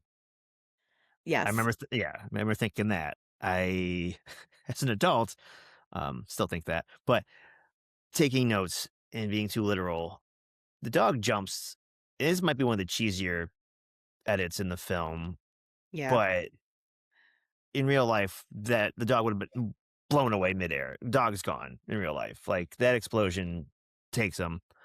Also kills Jasmine and the baby or the boy because it's not gonna not go into the maintenance closet. It's not like they even closed the door. They're hiding and the dog jumps through an open door. The Yeah. fire's gonna whoosh in there. It's gonna eat up the oxygen. And not to get too far ahead, but then after she comes out of the maintenance closet with her son and her dog, like everything is leveled, destroyed except for two palm trees and her. Like what how did the clock like what happened? The rest of the tunnel is in shambles. It literally flattened out. They're just walking out like got some dust on their cheeks. Right, yeah. Yeah, because if the whole tunnel collapsed, like, they would still be in that. Right. They would be in the rubble. Yeah, I get what you're saying. I just can't get over the, action shot of the dog, like, really thought this dog was gonna have more of an important role with that prime. But that was just to feed the emotion. Yeah, mhm, I will say that the rest of the movie, when we see Vivica helping people or going to Area 51 or wherever, the dog is with her. Like the dog does not mhm, leave her side. So, not that it's important, but they did this emphasis on this dog and the jump and the dog safe. I'm very happy that we have continuity and we don't forget about the dog, even though it's just a background player and it gets yeah, dirty when it's like helping because it's like a yellow lab and now it turns into like a gray lab because it gets dirty yeah, as the rest of the cast does. So I found that kind of fun and believable. sure. Kinda forgot about the dog, to be honest with you after this. What? Oh my Like, God. just every once in a while, I'd be like, "Is the dog still there?" And I'd spot him in the background, be like, "Okay, Yeah. Dog's yeah, still there. He's kicking it. yep." It is very effective, though, also the Air Force One trying to fly away from the explosion, and it's, like, close enough still to the explosion that they're feeling the plane rattle. I liked that. Yeah. Everything's unbelievable, but that's fine. It's fine. It was effective. It was effective. You're Yep. like, whew, close. Yep, close one. And this is, I think, when the president starts being like, "Oh my god, we should have evacuated the cities after all." Okay, and this is in addition to President Whitmore beating himself up, being like, "So many people died that didn't have to die because we didn't evacuate the cities." My argument there is like, I mean, there's only so many other places to go at this point because 'cause they're just going to destroy the whole world, right? But he also thinks his wife didn't make it out of LA because they lost contact with her helicopter, whatever she was in. Surprise, Jasmine's gonna find her in a Hmm. weird seated position. Like she crashed very nicely. I guess I didn't think of it that way. I thought maybe she like crawled and tried to make herself comfortable because we find out she has like all of the internal injuries. Yeah, we're gonna talk about that. We see Will Smith and Harry Connick Jr. go up to fight the alien ships. I think this is when we find out that they have those like force fields protecting their ships, the aliens do. So anytime they strike them, it's not going through. Again, I guess I'm just surprised at what a hotshot his coworker is when like massive destruction just happened. So many people died, and you're like, yeah, let's go kick some alien ass. And also, Matthew Perry was supposed to play this role instead of Harry Connick Jr. And I don't think I can imagine that.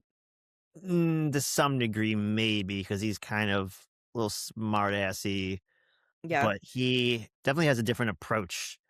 And I can't imagine It might work. I don't know. I can and can't see it. Like the scene where he's showing him the ring, and he didn't mention that his friend like takes it from him, and he's like on his knee already, and he looks like he's proposing to Will. I can Yeah. kind of see Matthew Perry in that scene. Like just that awkward because another guy walks in, he's Okay. like, Yeah. "Whoa, what's going on here?" Yep. I can kind of see that, but Harry Connick Jr.'s character, he's very much on all the time, and Matthew Perry's a little more subtle, which makes him funny. I guess I'm just picturing, like, Chandler Bing as a fighter pilot, and I can't. No, I cannot. But this is when Harry Connick Jr.'s character dies, right? Yeah. Don't we lose everyone pretty much except Will Smith, and then Will Smith ends Yes. up ejecting out of the plane, and that's how he ends up alone in the desert with, like, an alien that he punches out, right? Yes. Okay, okay. So if you haven't seen it, it's a cool little sweeping shot through, I think, the Grand Canyon, I'm assuming, yeah? And the alien's chasing Will, and he launches his plane's parachute to cover the spaceship, which is kind of clever. So the guy can't see where he's driving. That's how the alien crashes. And so then, yeah, like you said, Will punches him out. I don't know what hour we're in of this movie. I'm starting to get loopy watching this movie and taking Yeah. notes. Also But trying to understand where in the United States we are, yeah. yeah, 'Cause and it is a it's canyon. I think they're supposed to be in New Mexico right. or, like, Southern California in the desert. I Yeah, don't think it's the Grand I don't, Canyon. but it's like huge. I don't know. But once the little guys come out of the big spaceship and like all hell breaks loose, they're giving the okay to, fire at will. And it's all these cuts, fire at will, fire at will, fire at will. And I'm sitting there, I'm going, why is everyone firing at will? Knowing that's not what's happening, I'm just like, at this point, I'm starting to fizzle for some reason. I forget how long this movie was. Yeah, And yeah, I literally did say that out loud to myself in the laptop. Not even yep. gonna cover that up. But Yeah, this was definitely a point where I was like, "There is still over an hour left." yeah, Like, it's it a lot of was stuff just going on. it's a lot when you have to, like, really pay attention and take notes, but yeah, Yeah. if I was just watching this for fun, be different. We get a lot of good Will Smith moments, a lot of shit talking. When Mhm. they first the little ships start coming out, he's like, "Oh, you did not just shoot that green shit at me." It's just Yeah. stupid little Will Smith lines Mhm. that are great. I'm here Yeah. for that. This is when he crash lands. Well, he's okay because he ejects. I feel like all of his bones are broken when he lands. Like he lands hard on this parachute because he's not very high up and Mm. doesn't have time to like properly and like and it's Oh, clearly like a yeah. dummy, it's a weighted dummy or whatever, and like the way the dummy falls and hits, it's like everything in Will Smith is busted. Like he has no knees, no legs, probably no hips. I think he gets right back up and starts talking some mad shit. I was like, listen, that did not look like that felt good at all. Yeah, I didn't catch this. Oh god, it's like a sack of potatoes falling. But this is where we get the really famous bit where he punches the alien out and says, "Welcome to Earth." Yes. Welcome to Earth. And then he's lighting his cigar and says, no, that's what I call a close encounter. Thanks, Will. Yep. Speaking of good lines, we're back on Air Force One, and David's dad is talking to Connie, and she's kind of all worried about him. And he's like, oh, there's still love there. I can see it. You guys are still in love, blah, blah, blah. And Mhm. then he quotes John Lennon. He says, all you need is love. John Lennon, smart man, shot in the back. Very sad.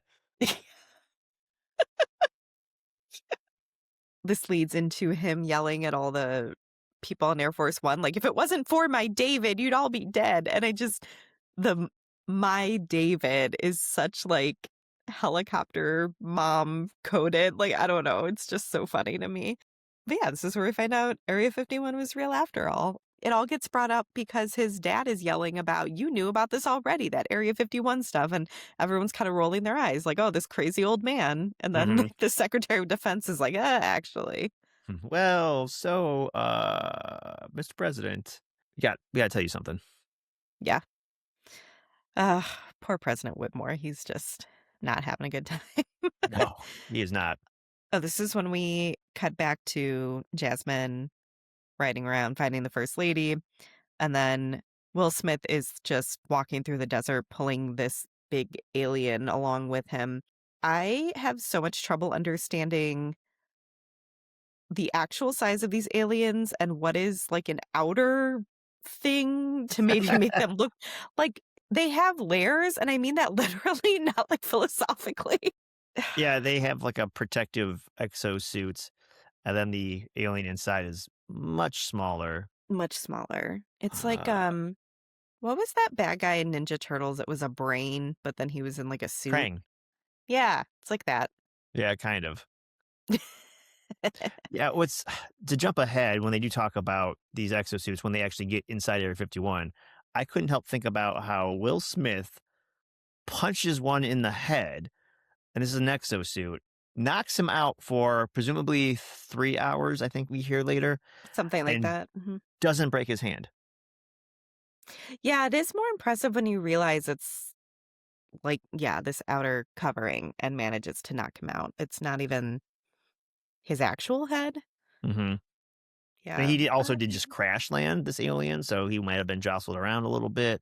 But yeah, it's not his actual head. And even if it was, is that where you would get a concussion in an alien? Like, if I get into a boxing match with him, if I hit him in the chin, does he have a chin? Is there a pressure point there? Like, Does how he the, have a chin? That's just great. saying. But yeah, so all of these lines, apparently Will Smith is muttering to himself and the unconscious alien were ad-libbed. They told him just go with it and they'd pick his best lines, and apparently the barbecue one was their favorite. That was a good one. Apparently the only line they really wrote for him when interacting with the aliens was the "Now that's what I call a close encounter." This is when, Russell and his band of RVs catches up with Will Smith. Yeah. So Russell clearly is not as crazy as we think, and he's like, "We got to leave town." And they are not well to do. They live in a trailer park in their trailer, their mobile home. Mhm.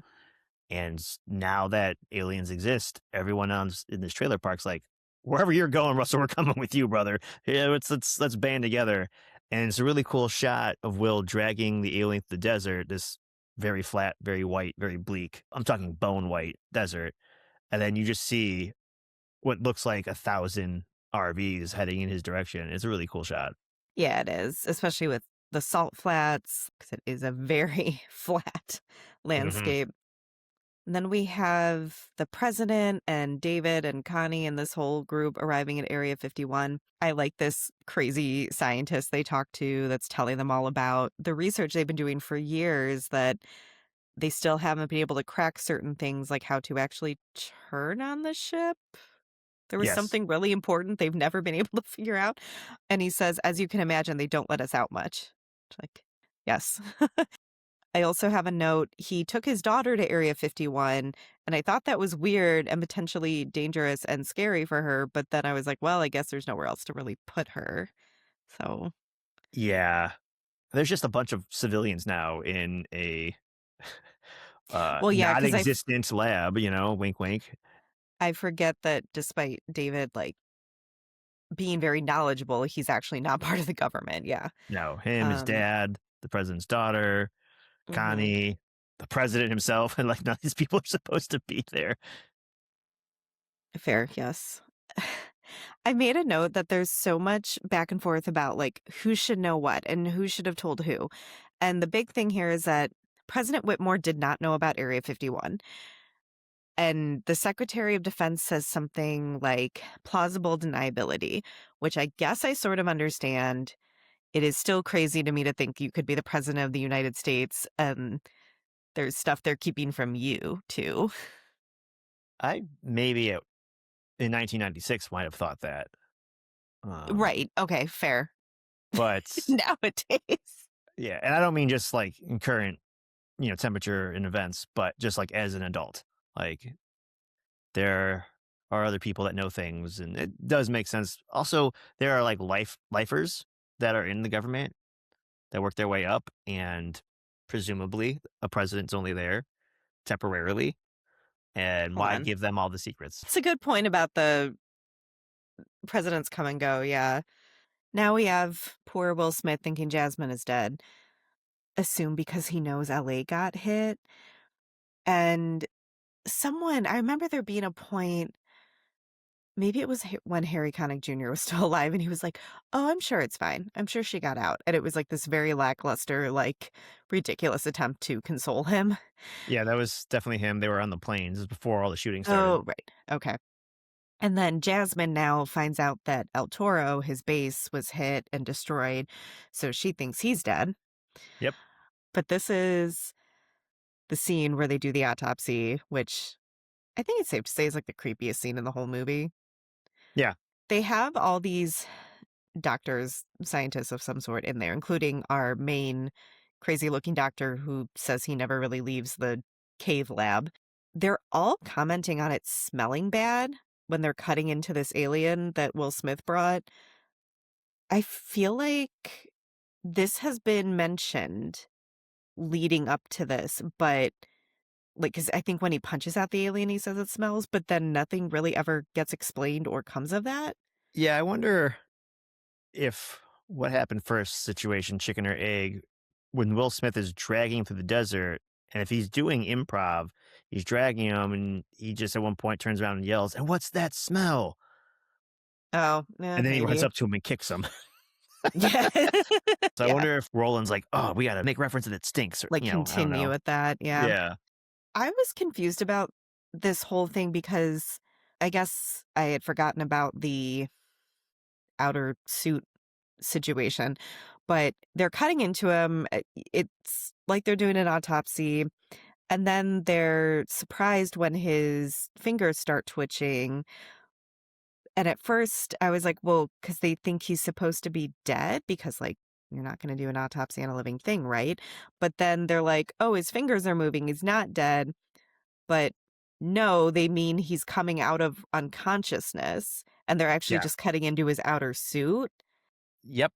I think they were trying to maybe get a live specimen since the other ones that they have are dead because they crashed so many years ago. Yes, and then I had a question saying, "Is the president and his staff just watching all this happen when the alien starts attacking them?" But then I got my answer because there is an observation area and no one is there. No, And I just felt as a safety precaution, they probably would have had people on the outside to begin with. Even if it wasn't the literal president, it's like everyone was in the lab with the alien and no one was observing in case anything like this happened. that is a good point that they just went on doing what they were doing without backup. Like at least Mhm. some military people, I don't know. Yeah, and you'd think if nothing else, they would wanna see what they find because this is obviously, like, time is of the essence now. So I assume they would want to all see what was going on. But yeah, so they're all being attacked. And, I remembered, I guess, the end of this scene where the president is talking to it. So I'm like, wait a minute, is the president and all his staff just watching these people get killed I by this see. alien? But yes, then later they come running in after all the destruction's already happened and it's all like, I don't know, they release some gas or something, it's all fogged up in there and they can't really see what's going on. Very good jump scare though when they, like, slam the doctor against the window and the alien's, like, talking through the dead doctor's body. There's another good jump scare at the beginning of the autopsy when they crack the little head thing open. This is like just like pops open, makes a funny noise. Like, oh, got me, damn it. Oh, Uh, yeah. but I don't think the doctor's dead, the scientist guy, because I don't think he'd be able to talk through him. I just think he's trying to maybe use him as a weapon, but also as a way to communicate. Because they mentioned earlier they don't know how to communicate. There's no vocal cords, there's no mouth. They are assuming telepathically. And at two different points, once in the autopsy room and once during this, let's call it a negotiation scene, the alien is like using some sort of mind communication to kind of disrupt the main doctor and the president because it's not like they're talking to each other. It's like we hear a loud noise and like the characters like hold their head like they have a migraine. And this is where we get some explanation of why the aliens are there because when they are sharing this wavelength of brain, the president comes out of it. He's like, "Oh, I've seen their plans. They're locusts. They eat all these worlds and they move on to the next one." And that's where he decides like to throw a nuke at them. But yeah, we don't get much more than that. It was pretty creepy when he was using the scientist as a puppet, more or less. And he's like, "What do you want us to do?" He's like, "Die." I was like, "Oh god, it's so terrifying." I mean, it was effective. I was creeped out. Yeah, and then Um, when the scene when he's, like, trying to get in the president's brain, that's when the general's like, "Is this glass bulletproof?" And the guy who I think looks like a cut rate Bill Paxton, this, like, young crew cut motherfucker, oh, mhm. he's like, "No, sir." Pop, pop, pop, pop. 15 dudes start shooting the alien and it, like, blows away. I thought that was pretty funny. Yep. But again, if they had been there sooner, they could have, like, saved everyone maybe. Mhm. So, Yeah. go figure. We get this little scene where Connie and David are talking, and Connie says, "Haven't you always wanted to be a part of something special?" Meaning her being so ambitious in her government career. And David says, "I was a part of something special." And he means their marriage. Mhm. Dave's Uh, also pitch drunk right now. That's true too. But also, stop making this lady feel bad for having career ambitions, David. I don't think he is. I think she is making him try to feel bad for not having career ambitions. I don't know. Because I feel like she left him, not the other way around. I mean, he still wears the ring. Yes, but he seemed very adamant that she spent too much time at work and not with him. Sure, sure. Yeah. Yeah. Anyway, I don't know if we know enough to litigate their marriage, really. No. No. Well, Will Smith is still upset that Jasmine may or may not be dead. And so he wants Mhm. to go find her, as one does. He basically sees an opportunity to borrow a helicopter. There's this Mhm. really big dude with a gun. He's like, "I can't let you take this helicopter." He's like, "I'm gonna take this helicopter." And he points the gun at him. He's like, "Are you really gonna shoot me?" He's like, "Ah, shit, I'm not gonna shoot this guy. This guy's kind of a hero anyways. He brought us an alien, and also we've Yeah. lost enough life, blah, blah, blah." You can see all these thoughts in this character's face. As he's about to fly away, kind of to like give him an excuse, like, "Oh, how did you let this guy take the helicopter?" He was like, "Just tell him I hit you." Yeah, This dude's five that's times good. bigger than Will Smith. Yeah. At the face he makes, he drops the gun, and he's like, "Really? Like, I let you hit me?" Yeah. This brings us to President Whitmore trying to make a decision about using nukes. I guess his encounter with the alien being in his brain has convinced him that the only solution is to nuke Houston, apparently, because that's like where a ship is. I don't know. And the Secretary of Defense is really adamant that they have to nuke Houston. And they talk about the city being pretty much deserted and I mean, like, fair, I guess. So he's trying to say it'll be okay to nuke it because there's, like, no one left there. They do it. They have these soldiers go out, drop the nuke. Eventually, they look through the viewfinder and see that the ship is still there. The nuke didn't do anything to it. However, you also can see trees and, like, the landscape of Houston still. Well, And, yeah. I don't know much about nuclear weapons, but I watched Oppenheimer, and I just feel like none of that would be left. I don't know if there's a difference in if you're nuking Houston or the ship, because they technically launched the missile at the ship, and they're just concerned about the fallout and the city, I'm assuming, and Yeah, especially if it's successful, mhm. it should fall But onto it's gonna take Houston. out Houston with it, yeah. Yeah, I guess I'm also confused on how nukes work in this world, because it looked a little like firecracker went off. Every time we see a ship, it's bigger and bigger, unbelievably so. Mm, Every time you attack it, it just, like, expands. yeah, something. Yeah, it was just like you said, it was played up like not that big of a weapon or an explosion, and you're using nukes.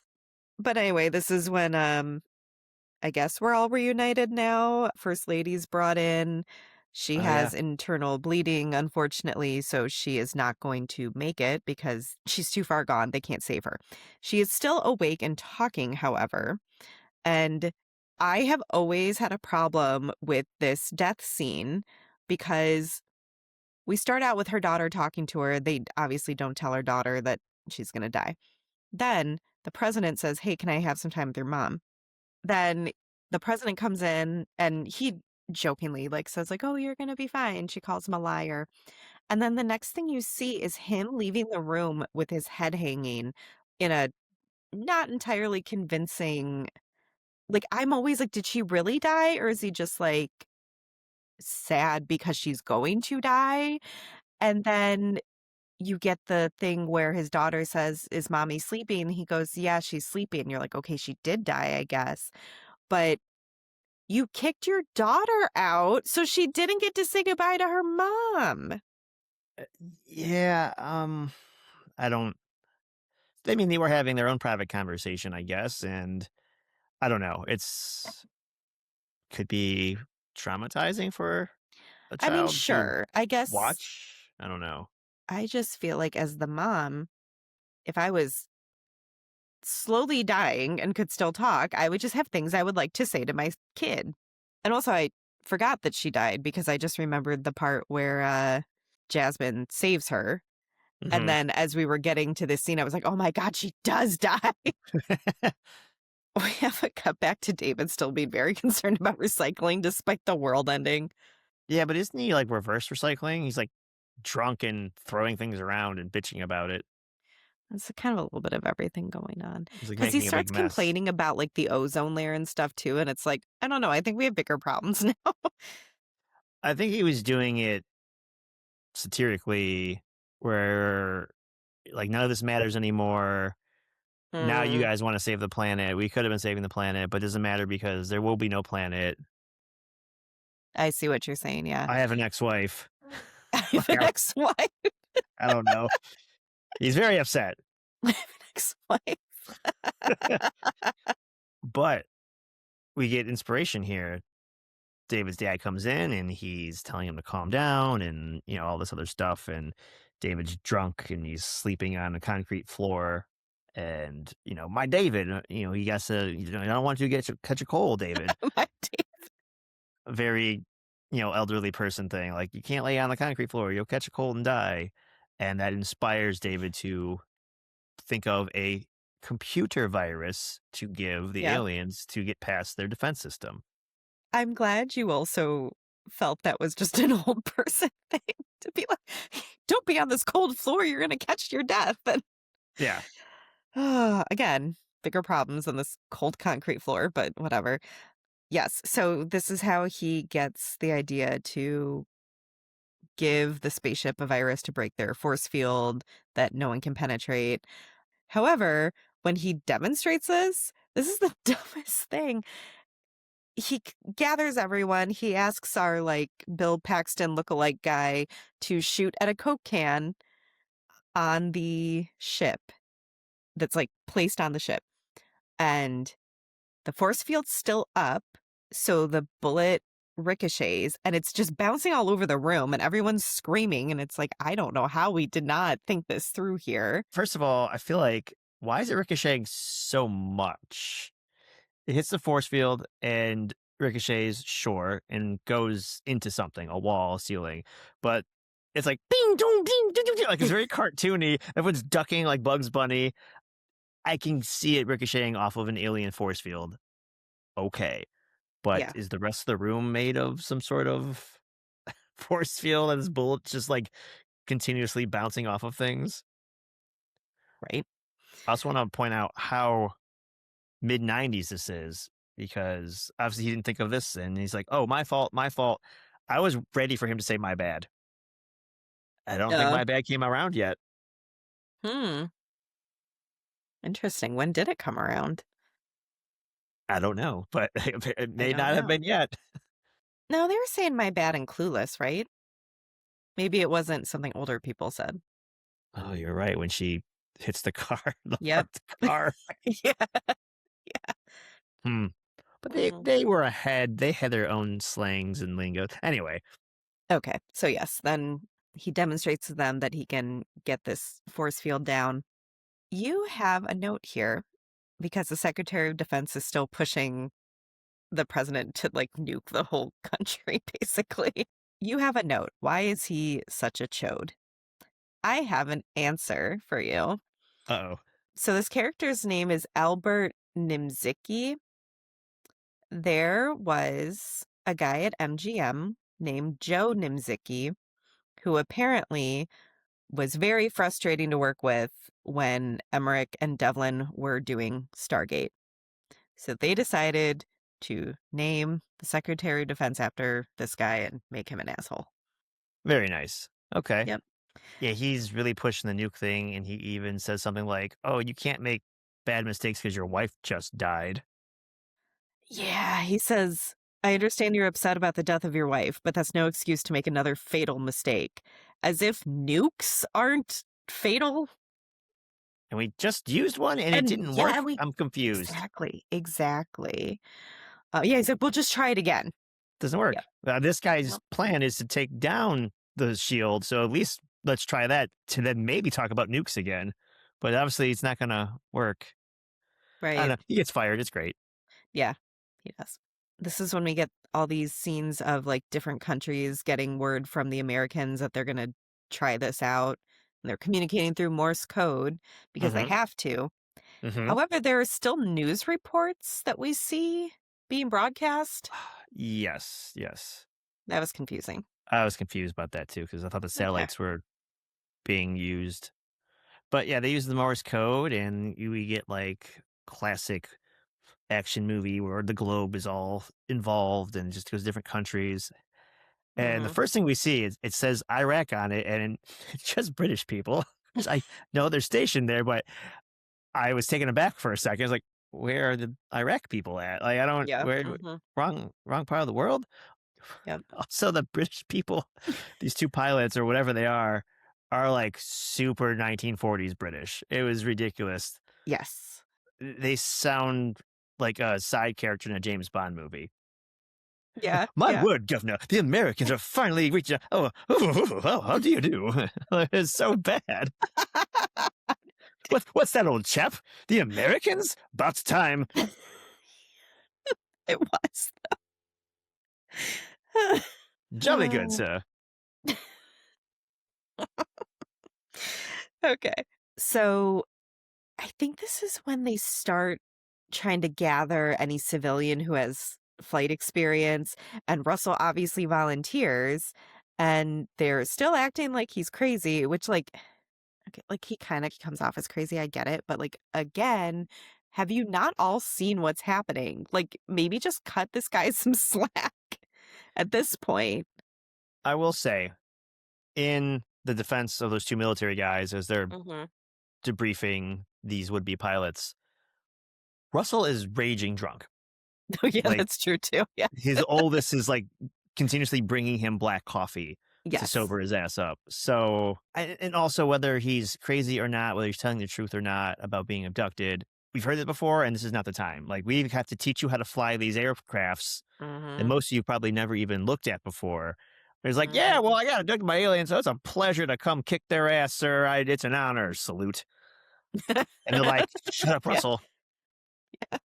So I kind of get it.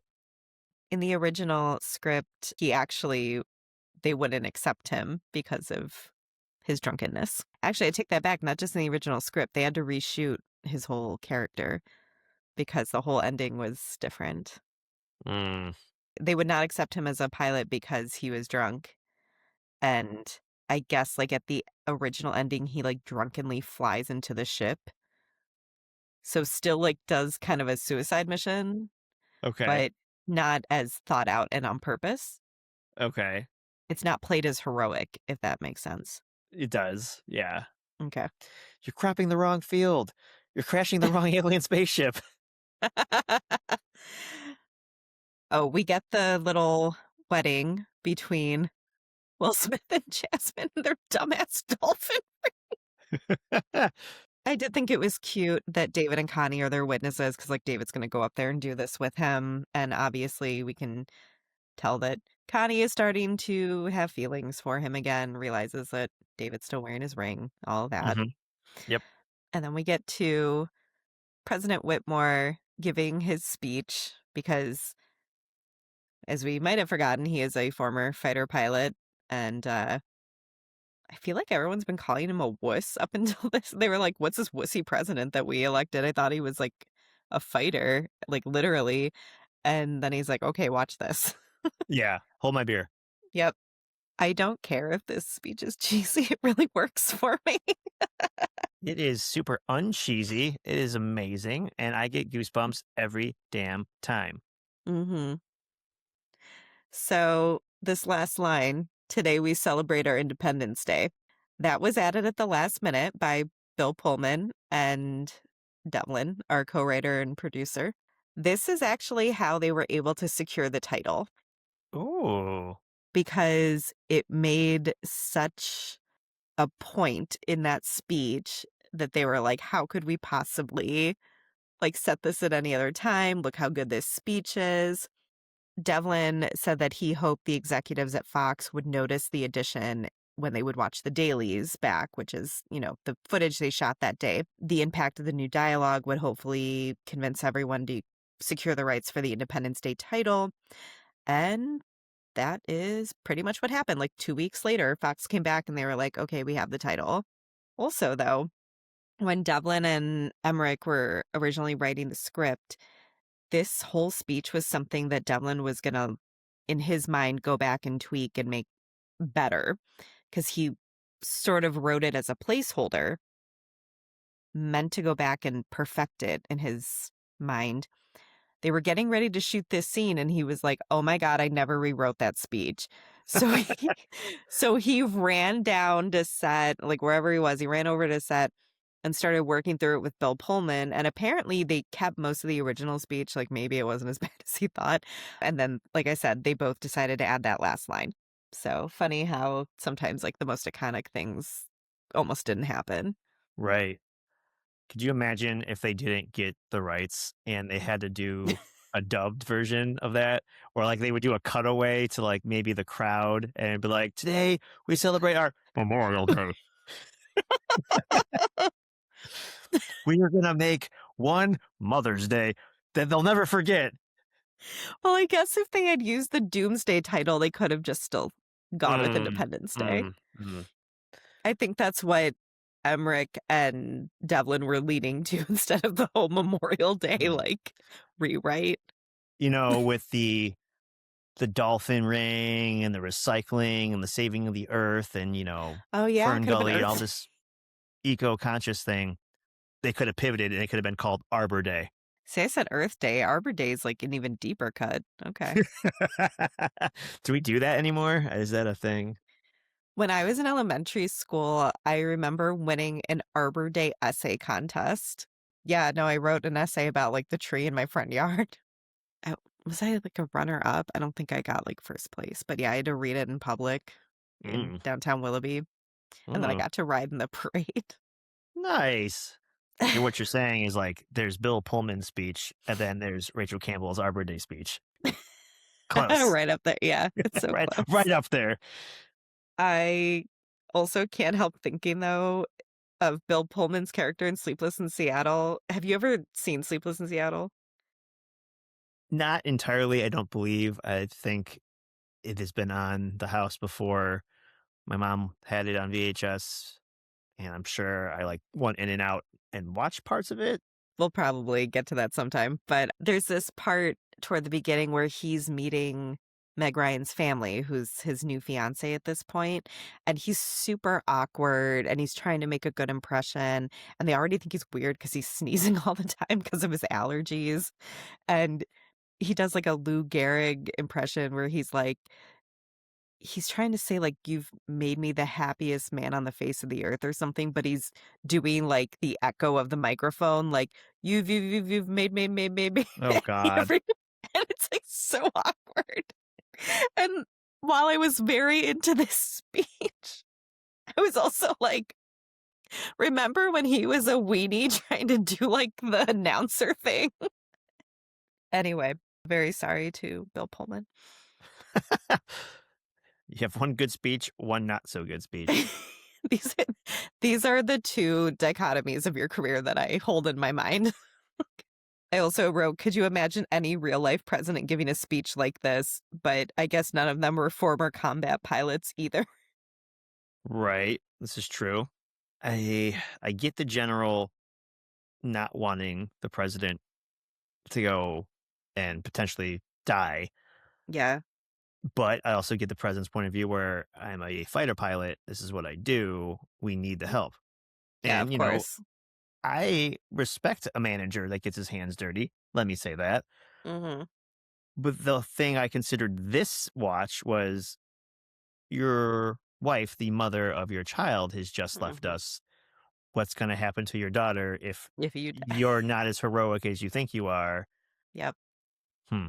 Yeah, that is definitely something that I thought about this rewatch, like, as an adult and as a parent. Your kid just lost one of her parents. Maybe it'd be cool if she didn't lose both of them. If she does, she's the next Disney princess. Oh When god. a sorry, go ahead.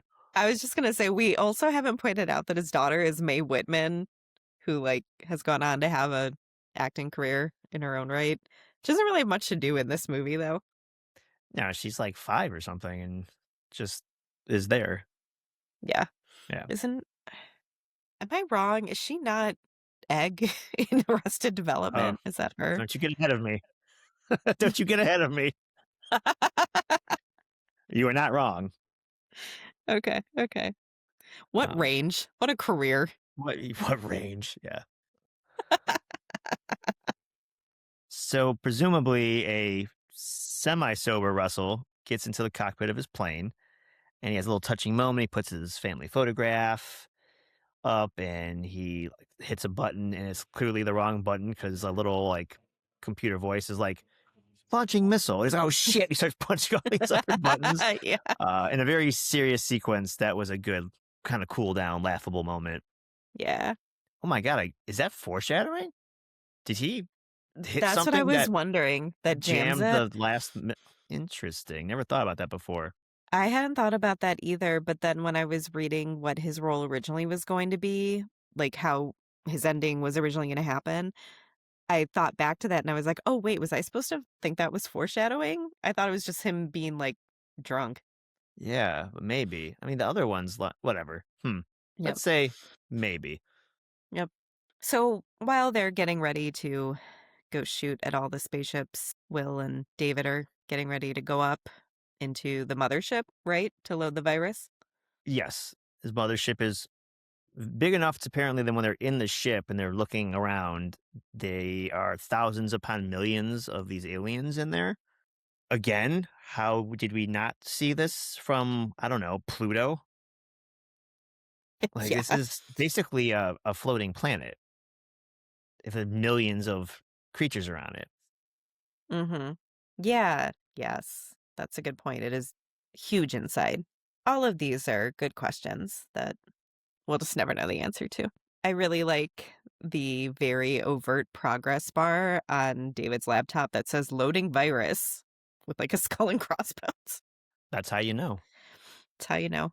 Am I downloading Livewire or is it a virus? Oh, virus. Okay, good.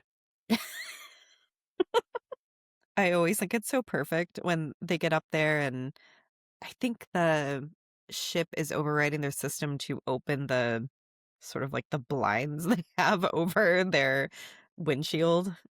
And I can't remember which one says it. Maybe it's Will Smith when he says it's not me, they're overriding the system. And then Jeff Goldblum says, hide. Yeah. And they just like duck down behind the seats. Yeah. I also like, back down at Area 51, you now have everyone who's not a fighter pilot kind of hiding inside because like the lab is underground. So they're using it now as a safe house. David's dad is down here kind of comforting people and leading some prayers and is it the Secretary of Defense? He Former. sits Former, right. He sits down next to David's dad and he's like, "Oh, come pray with me." And he says, "I'm not Jewish." And his dad says, "Nobody's perfect." Yeah, it's good. Good line. Yeah, it's great. Just had a thought with the Yeah. hide line. Mhm. Will is driving. Yeah. David is co-pilot. Mhm. We have seen at least two of these spaceships. The one that crashed, the one they're in now. We've seen it is piloted by one gangly, weird shaped specimen in a biosuit. Yeah. Why are there two seats in this one? Human sized seats? You're asking too many questions. Sorry. Turn off brain. Ooh, explosions, aliens. I like. Just watch the progress bar, please. Yes, Listen to the witty dialogue. I do like the dialogue. This was mostly ad lib too. Hell yeah. Will Smith has this obsession with cigar smoking after a mission is complete, which is fine. Everyone Mhm. has their ritual, so to speak. Mhm. And they are hiding and they're starting to light up their cigars because they think that's it. And they're, fuck it, we're going to launch the nuke inside the spaceship and we're going to die. We're, be martyrs or Mhm. whatever. And then all of a sudden, their ship gets jolted out and they're free. They're no longer like trapped where they are. And Will Smith says something like, "Oh, I didn't hear no fat lady sing. I didn't hear no fat lady sing," in reference to like mission's not over. We could have time to escape. Mhm. David's like, "Forget the fat lady. You're obsessed with the fat lady." I couldn't help laughing this time. It's just the way he delivers it in a very Jeff Goldblumian way. Yes, yes, and he made up that line, so props to him. As we've kind of hinted at, Russell saves the day. He flies his ship, kind of like up into the alien ship where the laser is. After Mhm. they take the shield down, of course, he is like the one plane that has one missile left. Of course, because Mhm. it's jammed and he can't shoot it, so he just decides to sacrifice himself. Yeah. As he's flying like right at the ship, he's like, "All right, you alien assholes! In the words of my generation, up yours!" He flies right up the Yeah, right through like, up through the middle, yeah. yeah, So, apparently, like, we've touched on, this was not Russell's original ending. He was just gonna kind of drunkenly fly into them and shoot off a missile, like, I don't how know. does that I happen? think Yeah, he was still gonna sacrifice himself, but not in a way where like, in this storyline, you could he made a specific decision knowing what that would mean. And, yeah, we see him, like, looking at the picture of his kids and all that, and I think he even says, like, "Tell my children I love them." And he gets yeah. his redemption arc. So, apparently, with the original storyline, the movie was testing at, like, low 90s, they said, out of 100. Like, audiences still really liked it. And they wanted to reshoot Russell's part with this new ending for him. And the studio thought they were crazy because they're like, you're still getting really good test scores. Like low 90s is amazing. They reshot everything with Russell and then they got like a 98. And they were like, we knew we could do it. Like, okay. Nice. Well, it makes more sense, anyways. I don't Hmm. know. And it's another good goosebump moment because the eldest son is somehow near the war room and he hears his Yeah. dad talking about what's about to happen. I mean, he doesn't say Hmm. specifically, "I'm going to kill myself," but yeah, you But he could, knows. Yeah. yeah, exactly. And it's touching, it's sad, it's sweet. Yeah. And I also like that there's some back and forth between him and the president before he makes this decision, too, because like, everyone's out of missiles. He's the last plane that still has one. He's coming up behind like, "Oh, it's me, Mr. President," like Russell so and so. I can't remember his full name, but it's very silly how he's like, "Me, Mr. President." Yeah. But then also the president just totally backing him up and like, let's all make sure he can get the job done even before he decides to sacrifice himself, like before they realize that the missile is jammed. I feel like he already got this respect that he had been missing for years. So Yeah. it was all very nice. I like how they wrap up his character. However, back up at the floating Mothership. alien city, yeah. Yeah. Um, we have Will Smith and Jeff Goldblum like trying to get out of the ship in 30 seconds because that's when it's going to detonate. But also now the aliens realize they have this interloper that, they're trying to shoot down. They're trying to close the ship doors to seal them in there. Like I said, they were ad-libbing. Devlin, our co-writer and producer, ran in and said, "We'll probably cut it later, but you have got to give me the must go faster line from Jurassic Park." And Jeff Goldblum was apparently worried that Steven Spielberg would be mad at him. They already mentioned E.T. in this movie. I mean, Yeah. why not just keep sprinkling Spielberg in here? I'm sure he loves it. Yep. So we see this montage of shots of like all these different cities around the world where the ships are either in the process of coming down or have already been shot down. And all I could think of is they show this random landscape and it looks like they just inserted some pyramids into it. So we would think it was Egypt. Like it doesn't look legit at all. Yeah, I wasn't quite sure what to make of this. It looks like people in Egypt live in neighborhoods with pyramids in the middle of them. So it's Egypt. Everyone else's landmarks looked reasonable. Hmm. I just felt like it looked like they had inserted CGI pyramids into like a town that could have been anything. Like Yeah. I do like this whole long shot of Will Smith and Jeff Goldblum like walking away from their crash ship with their cigars and their wives running to them. Yeah, they look pretty badass. They do. Well, so then there's the little boy with Will Smith, and he's like, "I told you I promised fireworks," because everyone's celebrating, and also things are Mhm. literally exploding in the sky, so it's a mix of both. Yeah.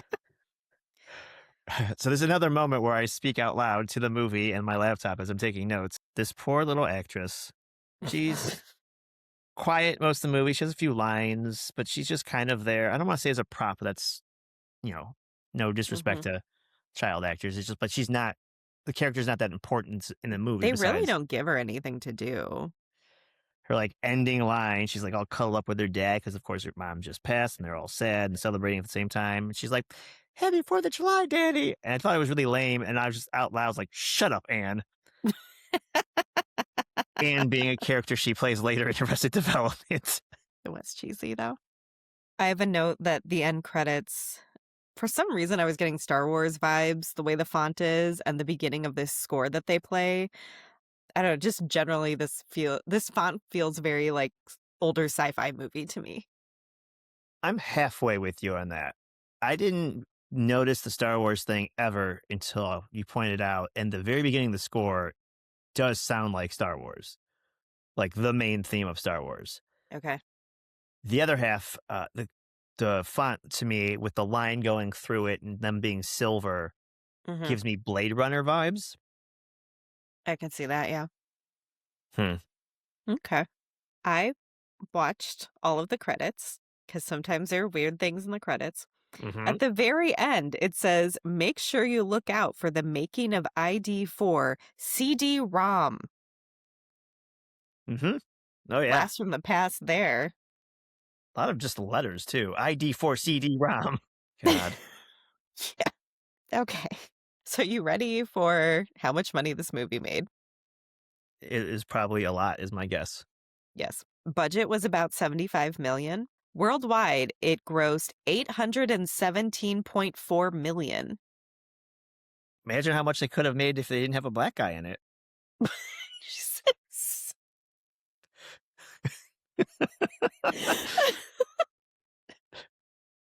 Take that, studios. God, okay. Okay. Yes, this was a studio that said if they cast Will Smith, it would bomb in other Worldwide, countries. Yeah. specifically, yeah, Yeah. yeah. Yeah. Highest grossing film of 1996. And at the time, it was the second highest grossing film of all time behind Jurassic Park. Very good career for Jeff Goldblum there. Yeah, right, back to back hits. Hmm.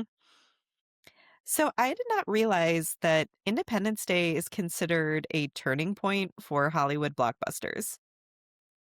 How so, you say? Um, right. So, from what I understand, they consider it the start of big disaster movies as summer blockbusters. There were a couple sources I found.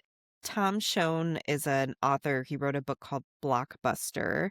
He said if Jaws had radically downsized its threat level to that of a single shark, then Independence Day radically upsized its threat level to include global catastrophe. And what I've gathered is that instead of just hinting at disaster or having villains who hint at what they're going to do and then they get defeated. Not only do you see the aftermath of them sometimes following through with their plans, you actually see the destruction as it's happening and you get the big explosions, the special effects. Even Spielberg apparently told Roland Emmerich this movie will do more to change blockbuster summer movies than any movie before, That which is freaking huge coming from Steven Spielberg who created the summer blockbuster. with Jaws. Yes. Yeah, if you would like to listen to part of why I'm so confused about this, our Jaws episode, I think you said it was episode 15. Jaws is considered the start of summer blockbusters. But yeah, then as I was doing my research here, it was like Independence Day was the start of like this modern blockbuster trend. And I was like, I'm sorry, what? But it also led to movies like Dante's Peak, Armageddon, Deep Impact, The Day After Tomorrow, this chain of disaster movies with big special effects, Yep, basically. I wrote, put more on screen, blow things up. It's pretty much where we are. that is exactly where we are. That all being said, though, when it came out, critics were kind of mixed. It seems like they're like, yeah, it's a fun action movie. It's a fun sci-fi movie. A lot of them said that Bill Pullman's speech was definitely a low point. So, How dare they? I know, All should be fired like the former Secretary of Defense. right? They were all Low complaining points. that the dialogue was really cheesy. And it's funny because to me, I would rewatch this over some other action movie because I think the dialogue is funny. Yeah, So it won the Oscar that year for visual effects. Rightfully so, nice. probably. I don't know Yeah, what else it yeah. was nominated against. Nominated for sound. They won the MTV Movie Award for Best Kiss between Will Smith and Vivica A. Fox. Okay. Oscar for visual effects. Yep, I like the making models and blowing up the models, and I'm Mhm. assuming the not a lot of use of CGI you mentioned an hour plus ago. I think it's all like the lasers being shot. Sound? Yeah. Yeah, sure. I really hope it's not that flashing white sound. They were nominated. They didn't Right, but I win. hope that's not why. That's probably why they didn't win. Maybe they didn't win because they were like, you know what, though? That sound they use when they're switching scenes is really fucking annoying. If they would have went with my idea, they would have won. Yep. Best kiss. I mean, I don't know what came out that year that MTV, as we mentioned, these awards are kind of tongue in cheek. What else would have been nominated, so to speak? But I mean, what best kiss? They just kind of kiss at the end. Connie jumps into Jeff Goldblum's arms. Like, Yes, it's a little bit more dramatic. I know. I don't know. It's fine. Don't question the MTV MTV Movie Movie Awards. Awards. How dare they? Their VHS release was the best-selling home video of 1996, surpassing Toy Story. It sold 22 million copies in North America, becoming the best-selling live-action video. Damn. Yep. I think it's funny they pointed out it surpassed Toy Story because I assume kids' movies, at this time before streaming probably sold very well because your kid wants to watch the same damn movie over and over. Yeah, this is true. I know I did. And Toy Story was huge too. Toy Story was very huge. Mhm. Well, sequel time. I don't know. No segue. Just we're gonna jump into it. Well, I mean, they made so much money. Yeah. Why did they wait so long? Before I start here, I don't want to give it away, but like the discussion starts in June 2011. I feel like why didn't they just jump on that bandwagon right away? I guess maybe Roland had Dante's Peak and other just world destructive movies to make before going back to Aliens, I suppose. But it just seems odd. A lot of times when a movie makes that much money, hey, come back to set immediately. We're rolling right now. Let's go. Roland Emmerich wanted to wait for the right continuation story, and because the project faced major script challenges and casting delays, most notably with Will Smith. Right. June 2011, we got definitely confirmed that him and Roland have written a treatment for two sequels to form a trilogy, and both had expressed desire for Will Smith to return. But again, this is Obviously. much later. They were just sitting on this treatment for a while. Maybe they had other things to do. I don't know. I would just think the studio would be more chomping at the bit than these guys. I think part of the answer might be that they ended up taking the deal with 20th Century Fox because it allowed them the best amount of creative control. And I wonder if that means that Emmerich and Devlin retain rights to the characters, and so the studio couldn't move on and make a sequel without them, like we've seen in other things. Right, right, sure. I just would be surprised that they weren't pressuring them more. They made a lot of money, so maybe like, yeah, whatever. We- We're good for a while. Maybe. But I'm saying I wonder if that makes it easier to say no to the studio pressure if they retain rights, Right. because it's not a situation where the studio could have been like, "Well, fine, if you're not gonna work with us, we'll just do it without you." Like a Back to the Future situation. Okay, Yep. yeah, maybe. Mhm. Well, in October of 2011, there were discussions over Will Smith returning that were halted due to Fox's refusal to provide 50 million salary demanded by Smith for two sequels. Which I guess that's 25 apiece. I don't know if that's good or bad in the world of Hollywood. It just seems like a lot of money to me. I feel like they fell into that trap that Devlin warned they were gonna fall into if they didn't hire Kevin Spacey. Yeah, yeah, it's fair. They're like, "He's cheap now." To be fair, you guys created this. You were the one that That's pushed for true Will too, Smith, yes. and they're pushing Mhm. for him again. Roland had some assurances that the films would be shot back to back, regardless of Will Smith being involved. I guess to like, if they're worried about money. Also, studio, they made over $800 million. So you didn't save some of that for Will Smith's new salary cap? Come on. Yeah. You would Uh, think they would be willing to gamble on Will Smith at this point. right. Yeah. I don't think Yeah. it's a gamble anymore. Well, yeah, that too. I At get that that. point, maybe at that point in Mhm. 2011. In November 2014, the sequel was given a green light by 20th Century Fox with a release date of June 24th, 2016. Yes, that is 10 years old. I still can't believe that. Yeah, no. Ugh, I don't know why it seems more recent. I don't know. This would be a standalone sequel and would not be split in two parts as originally planned.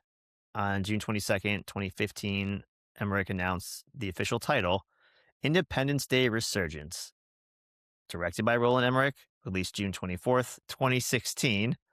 Returning cast members are Goldblum, Bill Pullman, we get Judd Hirsch, Who is David's dad, right? David's dad. So, I had not seen this movie before until I did. Until I did. I recently watched this in preparation for the podcast. I wanted to give it, I've kind of wanted to see it for a while. I didn't realize it's been 10 years just because I do like the original film, despite some of the commentation during the podcast episode where I'm just questioning logic and science, but I still enjoy the movie. Yeah. So I finally put this one on, and in worst case scenario, I get something fun to talk about, kind of like in Jurassic Park episode. Yeah. Hold on to your butts. We see some characters besides our recurring cast. We kind of understand that these adult characters with very small context clues are the grown-up children. So we get the first daughter back, Okay. Patricia Whitmore, right? We get Egg. we get Egg. Well, but it's not played by Egg. Cast change. I This is forgot. oh my gosh. The actress from Longlegs. I had her name and it's blanking on me now. Whatever. Not Egg. Sorry, Egg. Love it. Another young up and coming fighter pilot whose name confused me. And I'm assuming you could, you have a war hero stepfather, I guess you could change your last name, but his last name is Will's last name from the first movie, and it threw me off for a second. Like, they didn't have a kid. Oh, it's his girlfriend's kid. They got married. Maybe he changed his last name too. Yeah, he could have adopted him. Yeah, it just got confusing for a second. Maybe it's a separate character. Maybe they had a kid together. Who knows? They could have. It would have been old enough. But I don't think that's true because there's a scene in the White House where there's two kids, now adults, interact, and they're like, "We believe you guys know each other." And Patricia Whitmore works for the White House to some capacity, whatever.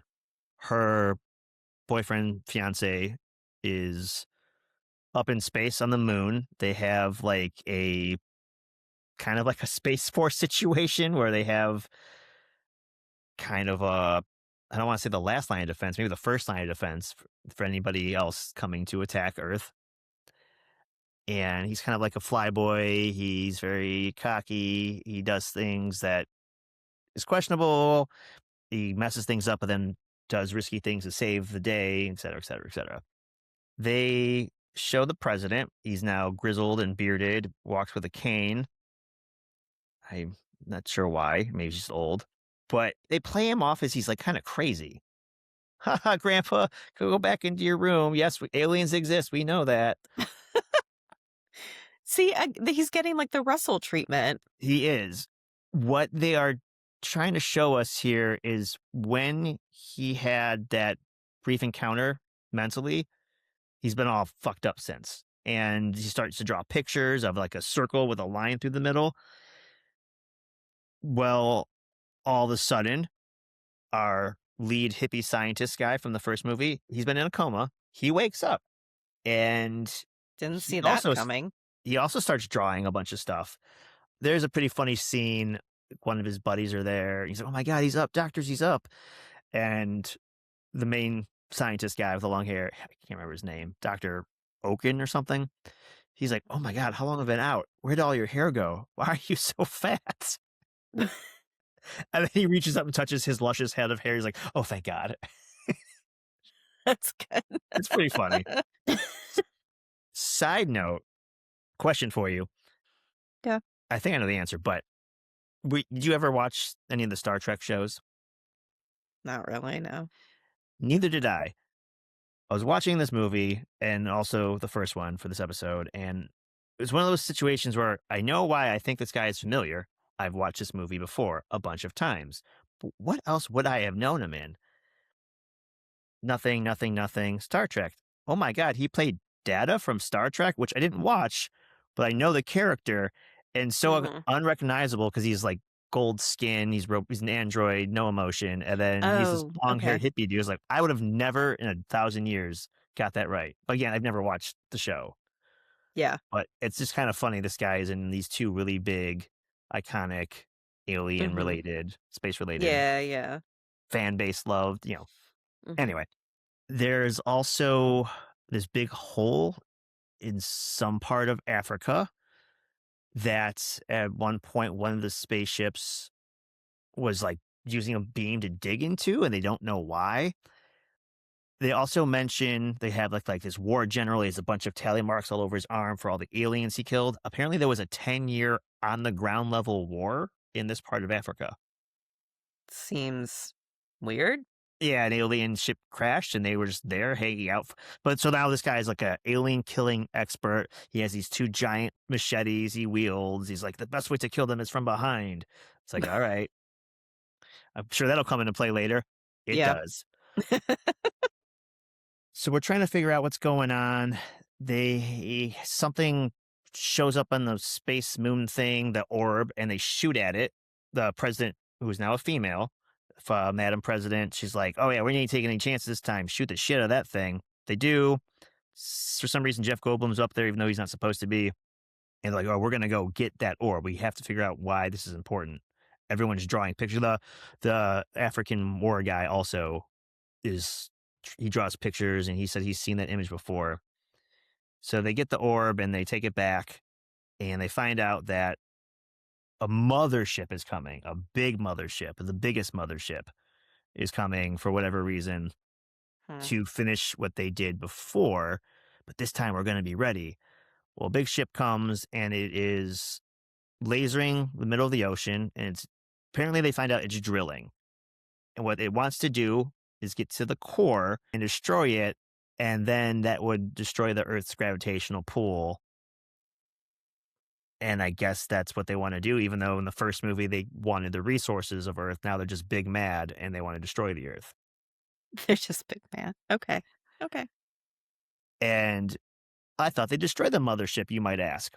I did ask that. So did some other character in the movie. And it's like, well, they get to this question because Jeff Goldblum has said something about, well, we have to do something similar and destroy the mothership, and that should destroy the Mhm. other ship. And, we're all happy. Well, didn't we do that before? Apparently not. I don't know. They get the ship to crash, and the queen comes out. We're talking like King Kong, Godzilla sized alien now in the desert, a 50-foot, 60-foot alien running around. 'Kay. Eventually, shields get down, as one, does, and they start shooting the queen a lot. And apparently, the idea is like the queen dies, the rest of them will die. I think. I don't know. Again, they made a reference to the first movie. When we took out the one ship, all of them crashed. And yeah, it's kind of not great. I probably could have wrote more plot points down, but I just wanted to watch it with a smooth brain. And there was action. Jeff Goldblum and his father do have some funny lines there. I guess got some distance between them, between the two movies, and they rekindle whatever happened there. I don't Mm. believe Connie is in this movie. There is a group of children that are like escaping a destroyed city that's still not built back up, and they steal a school bus and make David's dad drive it. I forget why. They're going somewhere. I think they're trying to head to Florida because their parents were there and they want to go, I don't know, save them. They're probably dead. So there's They're like four chil kids driving a car, and then they're not of age to drive a car, and they steal a school bus because it has more gasoline in the car. I don't know.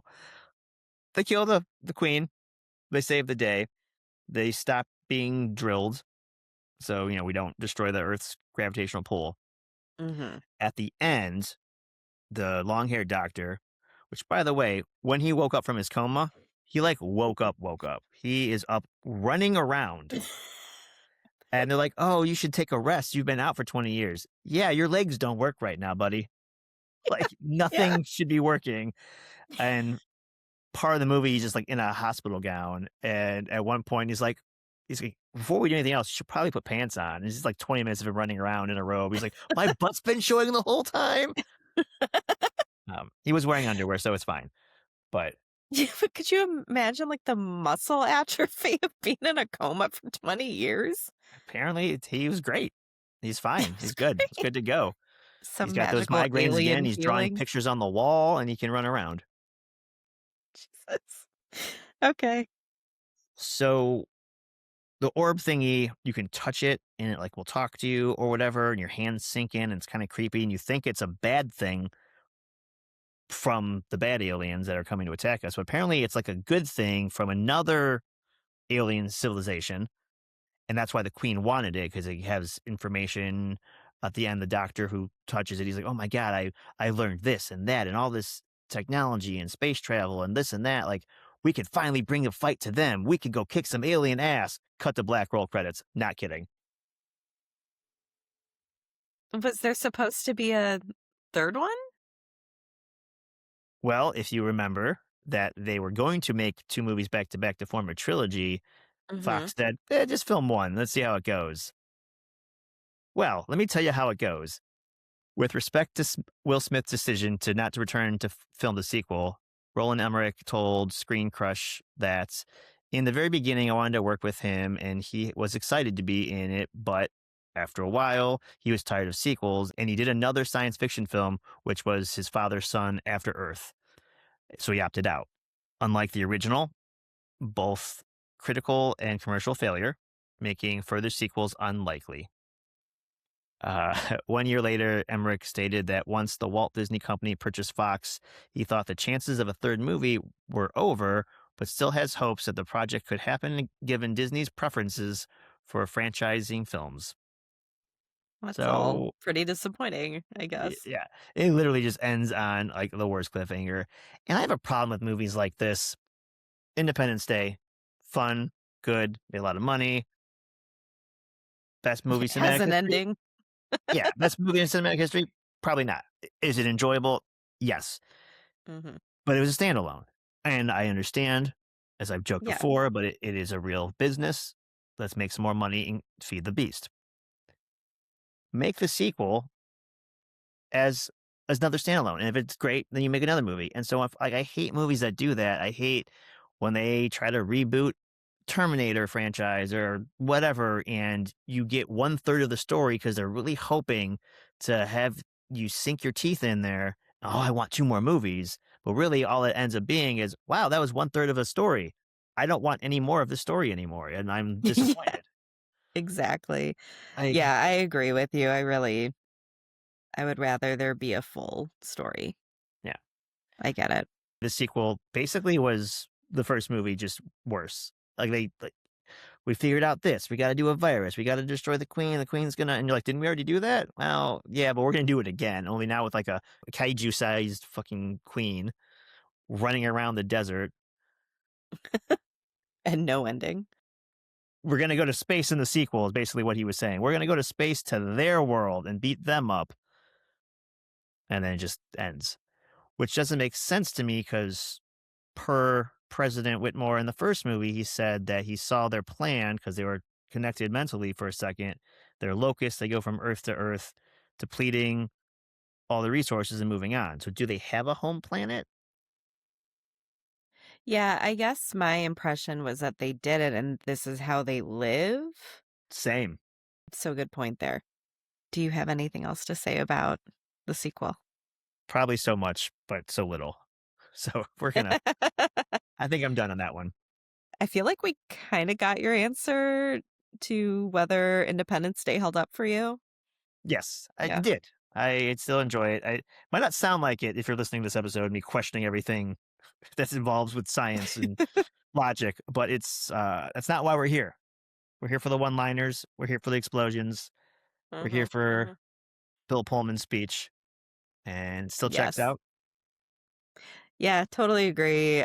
It did feel long, but I also could not tell you what I would have cut aside from those really bad transitions, but that's not gonna help their 2.5 hour runtime, so no, I had a lot of fun. Like I said, I like the comedic elements a lot. I give me a good rousing presidential speech. I'm good. It's fine. I had fun. I would cut I would cut the scene of Vivica A. Fox at the strip club dancing to Oh, Nobody while they're all watching the news. yeah, we don't need that. That's fair. Maybe the first lady's death, she could have died off camera. I don't know if that I mean, was. she did die off camera. That was what was Oh, so I guess confusing. maybe. Yeah, okay, you're right, but I mean, like, from Yeah, she go, could have, not been yes, found. Yeah, I don't know not what the point been of that was. saved. Yeah. Yeah, that's true. All right. Well, we would love to hear your thoughts on Independence Day as well as your own favorite summer movies. You can find us on Instagram at Back Through the Lens Pod and on Facebook at Back Through the Lens. You can also email us at backthroughthelenspodcast@gmail.com. If you're listening on Spotify or Apple Podcasts, please leave us a rating and review. It's the best way to support our show. And you can now watch us on YouTube at Lucky Card Productions. We'll link everything in our show notes. If you enjoyed our show today, please give us a like and follow for updates on new and future episodes. Our show is produced by our hosts, Rachel Campbell, and myself, Joe Sielmick, with additional help and support from Peter Telep of LPV Productions. Peter, Rachel, and I are also the executive producers. Our awesome logo is brought to you by Tom Faraci, and our wonderful theme song is by Matt Tarek. Thanks for listening, and stay tuned for more trips into our movie watching past on Back Through the Lens.